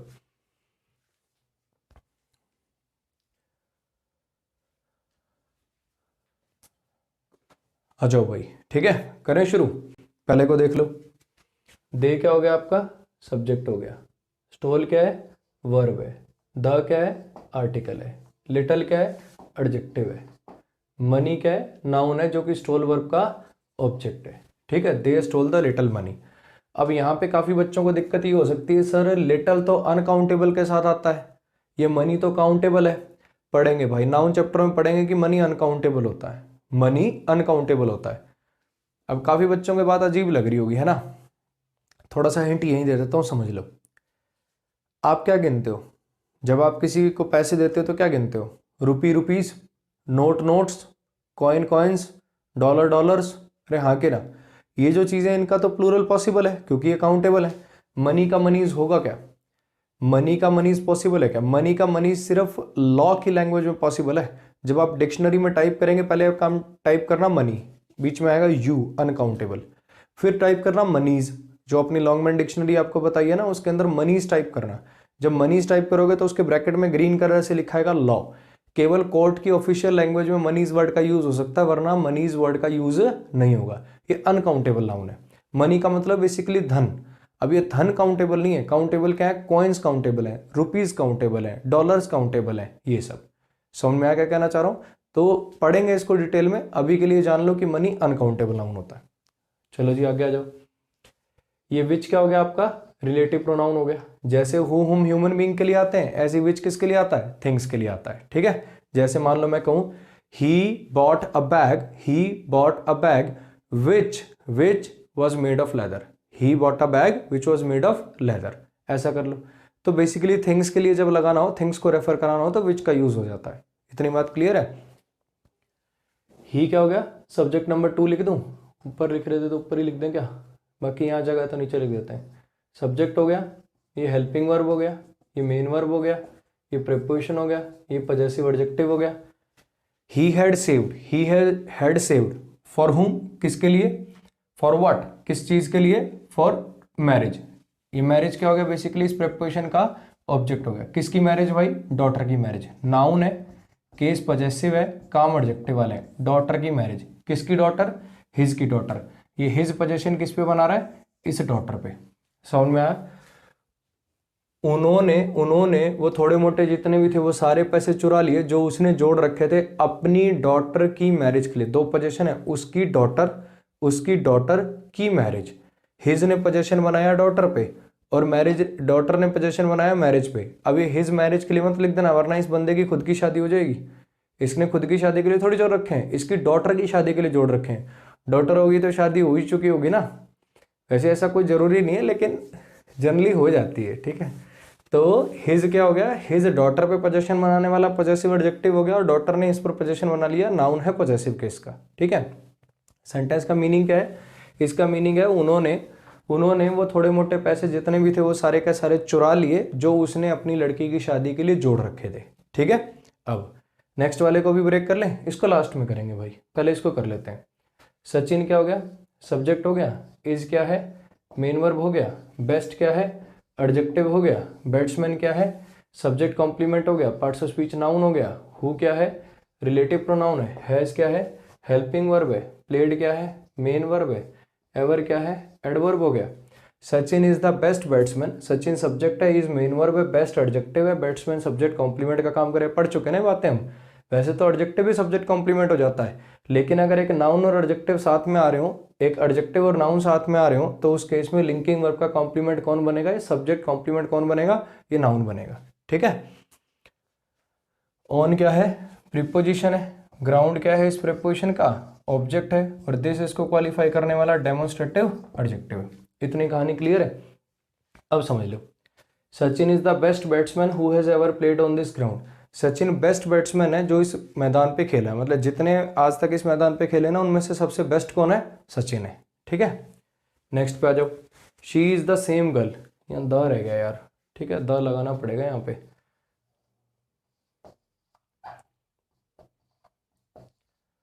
She is the same girl, she subject हो गया, इज मेन वर्ब हो गया, सेम एडजेक्टिव हो गया, गर्ल सब्जेक्ट कॉम्प्लीमेंट हो गया, पार्ट्स ऑफ स्पीच नाउन हो गया, वो रिलेटिव प्रोनाउन है, स्टोल वर्ब है, योर पजेसिव एडजेक्टिव है, वॉलेट यहाँ पर इस स्टोल वर्ब का ऑब्जेक्ट है। लाइन खींचने की जरूरत नहीं, इतना तो तुम समझदार बच्चों, इंटेलिजेंट हो ना तुम सारे।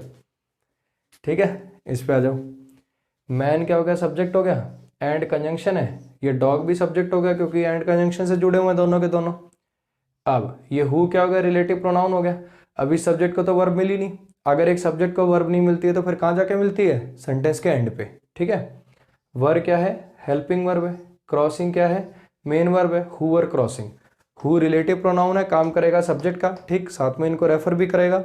Helping verb, main verb, who were crossing the road, road क्या हो गया आपका? ऑब्जेक्ट हो गया। अब ये वर हिट, वर हेल्पिंग वर्ब है और ये हिट मेन वर्ब है। ये हिट एक ऐसी वर्ब है जिसकी V1 V2 V3 सेम रहती है, जैसे cut cut cut, put put put.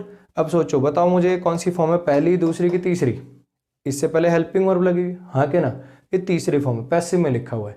Hit किया, ये मैन और डॉग को किसी ने हिट किया, बेसिकली ट्रक ने हिट किया है। ठीक है। वर हेल्पिंग वर्ब है, हिट मेन वर्ब है, बाय क्या है? प्रीपोजिशन है, और ट्रक क्या है? इस प्रीपोजिशन का ऑब्जेक्ट है। इतनी बात आ गई समझ में? सारे सेंटेंसेस ब्रेक हो गए, ये वाला भी कर ही लेते हैं लोग। All what glitters is not gold, ठीक है, इसको देखना जरा। मुझे बस इतना बता दो कि यहाँ वर्ब कितनी है। बढ़िया सेंटेंस है ये, देखने में छोटा सा लग रहा है लेकिन सेंटेंस बहुत बढ़िया है ये। मुझे बताओ यहाँ वर्ब कितनी है। एक तो ग्लिटर, ग्लिटर, ग्लिटर्ड, ग्लिटर्ड, एक तो ये वर्ब है, एक ये इज मेन वर्ब है, दो वर्ब है। अगर दो वर्ब हैं तो सब्जेक्ट कितने होने चाहिए? फिर दो होने चाहिए, हाँ के ना? तो बेसिकली क्या है, पहला सब्जेक्ट तो ये ऑल है, ठीक है। ये दूसरा सब्जेक्ट कौन है? ये व्हाट, ठीक।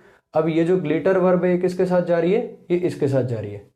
इस सेंटेंस का मीनिंग क्या है? हर चमकने वाली चीज सोना नहीं होती, ये वही प्रोवर्ब है।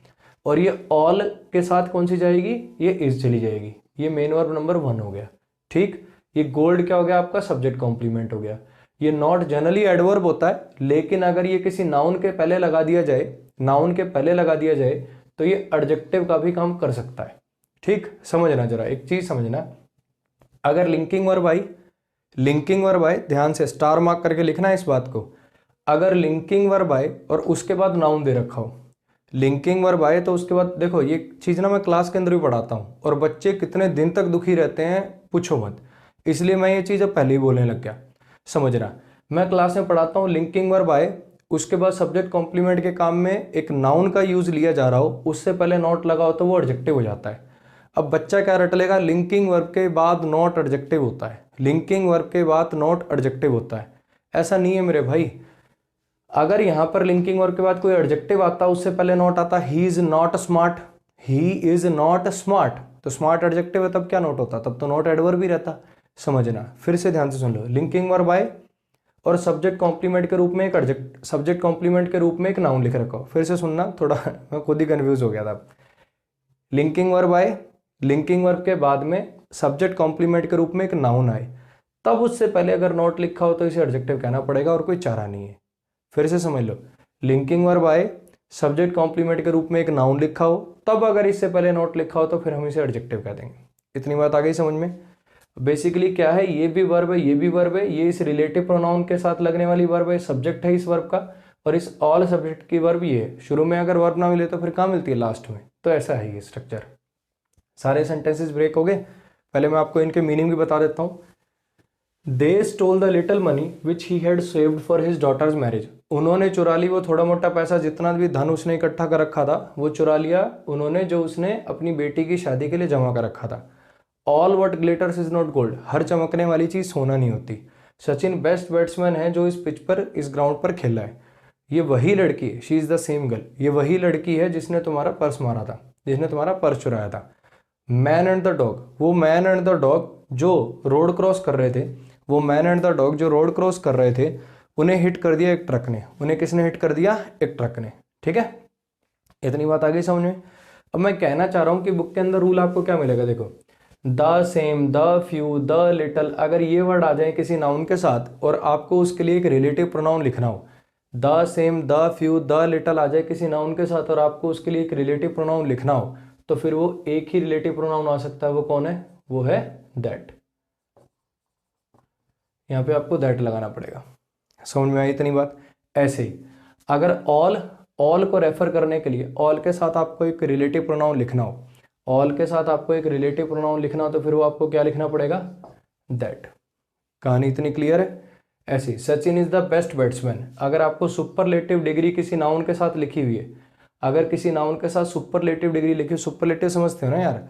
Brave, braver, bravest, tall, taller, tallest, wise, wiser, wisest, adjective की डिग्री होती है ना, एक होती है पॉजिटिव सबसे पहली, वो कब लगाते हैं? जब आपको कोई तुलना ना करनी हो। Rahul is a smart boy, Rahul is very rich, Rahul is very intelligent.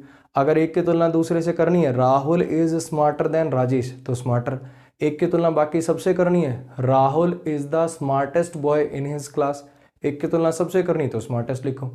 अगर सुपरलेटिव डिग्री लगी हो किसी नाउन से पहले और यदि उस नाउन के लिए रिलेटिव प्रोनाउन लगाना हो, तो फिर वो कौन सा लगेगा? दैट लगेगा। अब सुनने बोलने में आपको यहाँ हु बहुत अच्छा लग रहा था, इवन दैट से अच्छा आपको हुई लगेगा हमेशा। मुझे आज भी हुई अच्छा लगता है, लेकिन क्या करें, इसको समझना पड़ेगा कि यही आएगा। ठीक है, अभी करेंगे बात, ऐसा क्यों आ रहा है, अभी तो खाली जो बुक में लिखा हो उसको कर लेते हैं। अगर किसी नाउन से पहले द सेम लगाओ, the same, the few, the little, the only, the plus superlative degree, अगर ये किसी नाउन के क्वालिफाई करने के लिए लिखा रखे हो, तो उस केस में जो रिलेटिव प्रोनाउन लगेगा वो कौन लगेगा? सिर्फ दैट लगेगा। ठीक है, अब इस सेंटेंस के अंदर बेसिकली क्या है, इस सेंटेंस के अंदर कोई ऐसा वर्ड नहीं आ रहा। वो जो मैंने वर्ड लिखा है ना आपको, बेसिकली अभी लिखाऊंगा, all, both, none, the same, the few, the little, the only, everything, anything, उन सब में से कोई वर्ड इस सेंटेंस में नहीं आ रहा। फिर भी इस सेंटेंस में मैं कह रहा हूँ ये हु कट के दैट हो जाएगा। मुझे बताओ क्यों? पढ़ लो एक बार सेंटेंस को। The man and the dog who were crossing the road were hit by a truck. मुझे बताओ ऐसा क्यों हो रहा है कि यहाँ पर हु की जगह दैट आएगा? समझना, ये रिलेटिव प्रोनाउन है। रिलेटिव प्रोनाउन मुझे बताओ क्यों लगाए जाते हैं? प्रोनाउन प्लस कंजंक्शन का काम करने के लिए। कंजंक्शन का काम तो मुझे चाहिए क्योंकि क्रॉसिंग वर्ब है और हिट वर्ब है, दो वर्ब है, तो कंजंक्शन का काम तो मुझे चाहिए। साथ के साथ रिलेटिव प्रोनाउन और क्या करता है? प्रोनाउन बनना। प्रोनाउन बनने के नाते क्या बनता है? ये दो मतलब किसी ना किसी नाउन को रेफर करता है, अगले क्लॉज का सब्जेक्ट ऑब्जेक्ट बनता है। क्रॉसिंग वर्ब का सब्जेक्ट भी बन रहा है, यानी ये इन दो नाउन को रेफर भी कर रहा है, हाँ कि ना? अब मुझे बताओ, इंसान को रेफर करने के लिए तो हु लगता है, एनिमल को रेफर करने के लिए क्या लगता है? विच लगता है। अगर एनिमल्स को रेफर कराना हो तो क्या लगेगा? विच लगेगा। अब मैन को रेफर कराने के लिए हु चाहिए, डॉग को रेफर कराने के लिए विच चाहिए। अगर यहाँ हु लगाता हूँ तो ये कुत्ता काट लेता है, अगर यहाँ विच लगाता हूँ तो ये इंसान नाराज हो जाता है कि मेरे के लिए कुत्ते वाला क्यों लगा दिया। समझ रहे हो? तो एक ऐसा रिलेटिव प्रोनाउन यहाँ पे लगाना है जो दोनों को सेटिस्फाई कर दे। ये जो दैट रिलेटिव प्रोनाउन है ना, ये मैन के लिए, डॉग्स के लिए, मतलब सारे एनिमल्स के लिए, थिंग्स के लिए, लिविंग के लिए, नॉन लिविंग के लिए, मेल के लिए, फीमेल के लिए, सब के लिए लग सकता है। दैट ऐसा रिलेटिव प्रोनाउन है जो सबको रेफर कर सकता। तो यहाँ पे क्या लिखना पड़ेगा आपको? यहाँ पे आपको लिखना पड़ेगा दैट। समझ में आई इतनी बात?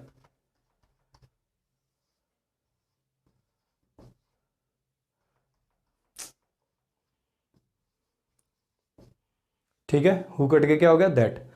अब उस रूल के सारे वर्ड लिखवाने से पहले और वो रूल क्यों बना ये बताने से पहले छोटी छोटी बातें मुझे आपके साथ और बहुत सारी करनी है इस दैट को लेके। ठीक है, फिर से समझ लो, बेसिकली इन सब में हो क्या रहा है, इन सब के अंदर एक रिलेटिव प्रोनाउन की जरूरत है। और रूल हमने क्या पढ़ रखा है? The same, the few, the little, यदि ऐसे वर्ड किसी नाउन के लिए लगे हों और उस नाउन के लिए आपको रिलेटिव प्रोनाउन लगाना हो तो वो दैट आता है। ठीक है, अब पहले तो इस रूल को समझ लो। चलो पहले इस रूल की बात कर लेते हैं, आखिर ये बना क्यों है। ठीक है, समझना, आपको ऐसा नहीं लग रहा कि जितने भी वर्ड लगा रखे हैं सारे के सारे इस नाउन को स्पेसिफिक कर रहे हैं? द सेम गर्ल, ये वही लड़की है। द सेम गर्ल, ये वही लड़की है। यहाँ तो चलो मजबूरी थी कि एनिमल और डॉग दोनों को रिप्रेजेंट कर दे, ऐसा दैट ही है। यहाँ तो वो वाली दिक्कत नहीं है। द बेस्ट बैट्समैन, सबसे बढ़िया बैट्समैन, इसके जैसा कोई और दूसरा है ही नहीं। ऐसे ही लिटिल मनी, जो थोड़ी मोटी थी वो सारी की सारी। तो बेसिकली हो क्या रहा है, ये जो पहले आपने वर्ड लगा रखे हैं ना, ये आगे लिखे गए नाउन को स्पेसिफाई कर रहे हैं, उसको क्वालिफाई कर रहे हैं और उसको डेफिनेट बना रहे हैं। और डेफिनेट, और अगर डेफिनेट कोई चीज़ के लिए आपको क्लॉज लिखना है, आपको किसी डेफिनेट नाउन को क्वालिफाई कराना है, देखो पिछली क्लास में क्या बताया था कि रिलेटिव प्रोनाउन एडजेक्टिवल क्लॉज बनाते हैं। रिलेटिव प्रोनाउन क्या बनाते हैं? एडजेक्टिवल क्लॉज बनाते हैं, हाँ कि ना। वो चुरा के ले गए सारा का सारा पैसा। कौन सा पैसा भाई? जो उसने अपनी बेटी की शादी के लिए बचाया था। ये इस मनी के लिए एडजेक्टिवल क्लॉज है कि नहीं है? हर चमकने वाली चीज सोना नहीं होती। ऑल इज नॉट गोल्ड, हर चीज सोना नहीं होती। कौन सी? जो चमकती है। दैट ग्लिटर्स, इसने ऑल के लिए क्वालिफाई किया कि नहीं किया? ऐसे ही Sachin is the best batsman, Sachin सबसे बढ़िया बैट्समैन है। कौन? जो इस पिच पर खेला है। बेसिकली ये दैट किसको रेफर कर रहा है? बैट्समैन को। ऐसे इसमें ये वही लड़की है। कौन सी लड़की है? इसको क्वालिफाई करने के लिए लिखा है कि नहीं लिखा? जिसने तुम्हारा पर्स चुराया था, ये गर्ल को क्वालिफाई करने के लिए लिखा है। तो बेसिकली है क्या कि ये जो दैट है ना, दैट ये कब काम में आता है रिलेटिव प्रोनाउन के रूप में? जब आपको कोई ऐसे नाउन को क्वालिफाई कराना हो जो डेफिनेट है। जब आपको किसी ऐसे नाउन को क्वालिफाई कराना हो जो डेफिनेट है। समझ में आया? अभी देखो थोड़ी मोटी जो कंफ्यूजन आज बचेगी ना कि सर डेफिनेट के लिए क्या हु नहीं आ सकता, डेफिनेट के लिए क्या हुम नहीं आ सकता, डेफिनेट के लिए क्या विच नहीं आ सकता, उन सब की बातें करेंगे। उन सब की बातें करेंगे हम नेक्स्ट लेक्चर में। रिलेटिव प्रोनाउन हु कब लगाना है, हुम कब लगाना है, विच कब लगाना है, दैट कब लगाना है, ये क्रिस्टल क्लियर कर दूंगा नेक्स्ट लेक्चर में।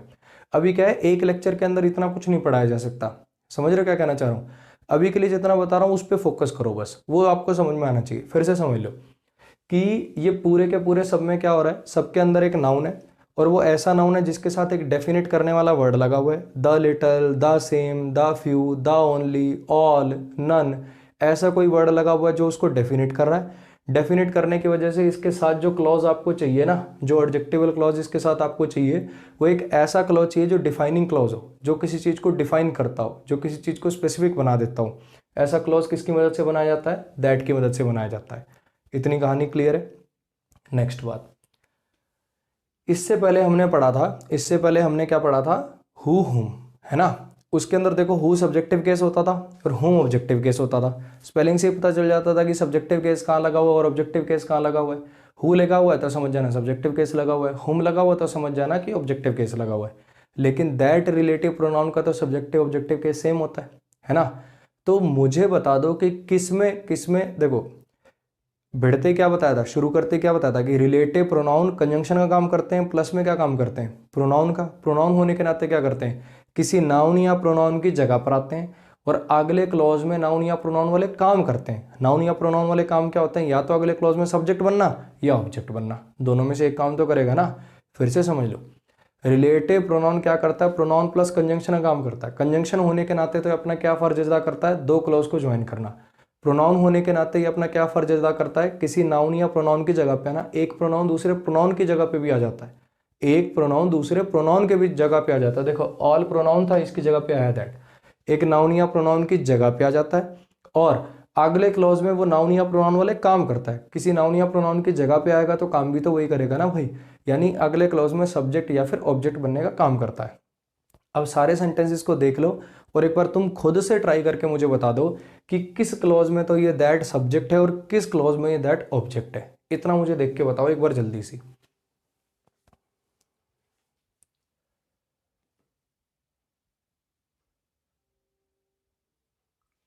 आ जाओ, देखना भाई। इस क्लॉज की बात करें अब, ये तो हमें समझ में आ गया कि विच कट के दैट आएगा, क्योंकि ये ऐसे नाउन के लिए लगा हुआ रिलेटिव प्रोनाउन है जिसको स्पेसिफिक कर दिया द लिटल लगा के। अगर द लिटल किसी नाउन के लिए लग गया तो ये डेफिनेट हो गया। अगर इसको क्वालिफाई कराना है तो एक डिफाइनिंग क्लॉज चाहिए, एक ऐसा क्लॉज चाहिए जो डेफिनेट चीज़ों के लिए आता हो। और डेफिनेट चीज़ों के लिए आने वाला क्लॉज किससे बनाया जाता है? कौन से रिलेटिव प्रोनाउन से बनाया जाता है? दैट से बनाया जाता है। देखो हु से भी डिफाइनिंग क्लॉज बनते हैं, होम से भी किसी चीज़ के लिए एडजेक्टिवल क्लॉज बनते हैं, हु से भी एडजेक्टिवल, होम से भी एडजेक्टिवल, विच से भी एडजेक्टिवल, दैट से भी एडजेक्टिवल। लेकिन समझना अगर किसी चीज़ को आपने हाईलाइट कर रखा है the same, the few, the little, the only करके, तो उसके लिए आपको एक ऐसा वर्ड चाहिए जो हाईलाइट जो आपने कर रखा ना उस चीज़ को मेंटेन करे। ठीक है, वो वर्ड कौन है? वो वर्ड है दैट। दैट एक ऐसा वर्ड है जो किसी चीज़ को डेफिनेट करने काम आता है। एक चीज़ समझना यार, अगर मैं कहूँ मेरे आगे ना 4 बैग पड़े हैं, ठीक है, मेरे आगे 4 बैग पड़े हैं, मैं कहूँ I want the bag, I want the bag, मुझे बैग चाहिए, आई वॉन्ट द बैग, मुझे ये वाला बैग चाहिए। समझ में आया? द से भी वो चीज़ डेफिनेट हो जाती है, इतना तो तुम जानते हो ना, ए एन से चीज़, ए एन आर्टिकल लगाने से चीज़ जनरल होती है और द लगाने से चीज़ डेफिनेट हो जाती है। लेकिन अगर मैं कहूँ I want that bag, I want that bag, मुझे वो वाला बैग चाहिए, तो इससे तो और ज़्यादा स्पेसिफिक हो गई, हाँ कि ना? तो बेसिकली ये दैट एक ऐसा वर्ड होता है जो चीज़ों को डेफिनेट, द से भी चीज़ें डेफिनेट हो जाती हैं, लेकिन दैट लगा देने से और ज़्यादा एम्फोसिस पड़ जाता है उन पर। तो यदि किसी नाउन से पहले ऐसा कोई वर्ड लगाओ, the same, the few, the little, the only, the plus superlative degree, तो समझ जाना उस नाउन को एम्फोसाइज कर रखा आपने बहुत ज़्यादा। और उसके लिए, उस एम्फोसिस को बरकरार रखने के लिए कौन सा रिलेटिव प्रोनाउन से बनेगा एडजेक्टिवल क्लॉज उसका? दैट से। समझ में आया क्यों बना ये रूल? ये सारे के सारे वर्ड जो भी मैंने बोले, all, none, same, the few, the little, the only, ये सारे के सारे वर्ड कैसे हैं? चीज़ को डेफिनेट करने वाले वर्ड हैं। ठीक है, चीज़ पर एम्फोसिस डालने वाले वर्ड हैं। तो अगर कोई ऐसा रिलेटिव प्रोनाउन लगाना है जो एडजेक्टिवल क्लॉज बनाएगा, तो वो भी ऐसा होना चाहिए जो इस एम्फोसिस को मेंटेन करे, और वो कौन है? वो है दैट। ठीक है, आ जाओ। अब मैं आपसे इतना पूछ रहा हूँ, रिलेटिव प्रोनाउन है, अगर ये रिलेटिव प्रोनाउन है तो कंजंक्शन काम करेगा, दो क्लॉज को ज्वाइन करेगा, हाँ जी कर रहा है। एक तो ये स्टोल वर्ब है, एक ये से वर्ब है, दो वर्ब को ज्वाइन कर गया, मतलब दो क्लॉज को ज्वाइन कर गया, कंजंक्शन तो ये है। अगला काम क्या करेगा? एक नाउन या प्रोनाउन को रेफर करेगा। मनी नाउन है, उसकी जगह पर आया, कौन सी मनी? जो उसने बचा रखी थी अपनी लड़की की शादी के लिए, तो इसने मनी को रेफर कर दिया, हाँ जी नाउन की जगह पे भी आ गया। अब अगला काम क्या है इसका? अगले क्लॉज में सब्जेक्ट अथवा ऑब्जेक्ट बनना। अब मुझे बता दो कि अगले क्लॉज में सब्जेक्ट बन रहा है कि ऑब्जेक्ट? देखो, अगले क्लॉज की वर्ब क्या है? सेव। सब्जेक्ट तो उसको मिल चुका है, तो ऑब्वियसली दैट क्या काम करेगा? ऑब्जेक्ट का काम करेगा, हाँ कि ना? समझ में आया क्या कहना चाह रहा हूँ? रिलेटिव प्रोनाउन कंजंक्शन का काम करते हैं, साथ ही साथ अगले क्लॉज में सब्जेक्ट या फिर ऑब्जेक्ट बनने का काम करते हैं। सब्जेक्ट अगर आ चुका है इस वर्ब का, तो ऑब्वियसली सेव्ड वर्ब के ऑब्जेक्ट का काम करेगा। समझ में आ गया? देख लोगे ना इतना तो, कि रिलेटिव प्रोनाउन अगले क्लॉज में क्या काम कर रहा है। हु हुम के केस में तो उसका स्ट्रक्चर देख के पता लग जाता था, हु सब्जेक्टिव केस है, हुम ऑब्जेक्टिव केस है, लेकिन दैट में आपको दिमाग चलाना पड़ेगा। सीधी बात, शॉर्ट में बात क्या है? अगर अगले क्लॉज में आई वर्ब को सब्जेक्ट मिल रहा हो तब तो ऑब्जेक्ट का काम करेगा, ना मिल रहा तो सब्जेक्ट का काम करेगा। बिल्कुल ईजी है, देखना जरा इस सेंटेंस पे आओ। यहाँ पे ऑल के साथ जाने वाली वर्ब तो ये इज है, हाँ के ना? अब यहाँ पे एक छोटी सी बात ये भी समझ लो कि ऑल तो सर, ऑल तो बहुत सारी चीज होगी, उसके साथ आर नहीं आना चाहिए। ऑल के साथ वर्ब सिंगुलर भी आती है, ऑल के साथ वर्ब प्लूरल भी आती है। ठीक है, डिपेंड करता है रेफर किसको कर रहा। वो 3 इडियट्स मूवी में आपने डायलॉग सुना होगा, all is well, all is well, वहाँ पे ऑल के साथ इज आया, क्यों? क्योंकि वहाँ पे उसका मतलब है वो सिचुएशन, एवरीथिंग इज ओके, सारी सिचुएशन ठीक है, सब कुछ ठीक है, ऑल इज वेल। लेकिन अगर मैं कह दूं ऑल आर वेल, तो इसका मतलब हो जाएगा कुछ लोग हैं वो सबके सब स्वस्थ हैं, ठीक है, ऑल आर वेल, समझना। मान लो अभी हो क्या, मान लो यहाँ पे ना 5-7 स्टूडेंट बैठे हो, मैं उनको पढ़ा रहा हूँ और अचानक से भूकंप आ जाए, ठीक है, तो उन बच्चों के माँ बाप फ़ोन करेंगे, जी हमारे बच्चे ठीक है क्या? मैं कहूँगा जी ऑल आर वेल, ठीक है, सबके सब स्वस्थ हैं, ठीक है। समझ में आया? और नॉर्मली सिचुएशन की बात करनी है, वो बच्चे कह रहे हैं सर भूकंप आ गया था, अब सब ठीक है ना? मैं कह रहा हूँ हाँ भाई सब ठीक है, all is well, now everything is okay. समझ में आया? तो ऑल रेफर किस चीज़ को कर रहा है उस पर डिपेंडेंट होता है। हर चमकने वाली चीज़, हर वो चीज़ जो चमकती है, हर वो चीज़ जो चमकती है वो सोना नहीं होती। ठीक है, सिंगुलर आइटम की बात हो रही है, हर वो चीज़ जो चमकती है वो सोना नहीं होती। सिंगुलर एक एक थिंग को रेफर करना चाह रहे हो तो बेसिकली थिंग को रेफर करा, इसीलिए इसके साथ वर्ब सिंगुलर आ रही है। अब मैं कहना ये चाह रहा हूँ कि अगले क्लॉज की वर्ब कौन सी है? ग्लिटर्स। अगले क्लॉज की वर्ब कौन सी है? ग्लिटर्स। अगर ये ग्लिटर्स वर्ब है, अगर ये ग्लिटर्स वर्ब है तो ये क्या काम करेगा? इसका सब्जेक्ट की ऑब्जेक्ट। अगर इस दैट को आपने ऑब्जेक्ट मान लिया तो इस ग्लिटर्स वर्ब का सब्जेक्ट किसको बनाओगे? तो ये बात ऑब्वियस होगी कि ये ग्लिटर्स वर्ब का सब्जेक्ट बनेगा। इतनी कहानी क्लियर है? अब इस पे आ जाओ। Sachin is the best batsman who has ever played on this ground. अब इसकी अगर मैं बात करूं तो ये जो यहाँ पे दैट लगाया आपने, बताओ ये सब्जेक्ट बनेगा कि ऑब्जेक्ट? बिल्कुल आसान है यार। अगली वर्ब देखो, प्लेड है, मुझे बताओ इसको सब्जेक्ट मिला है क्या?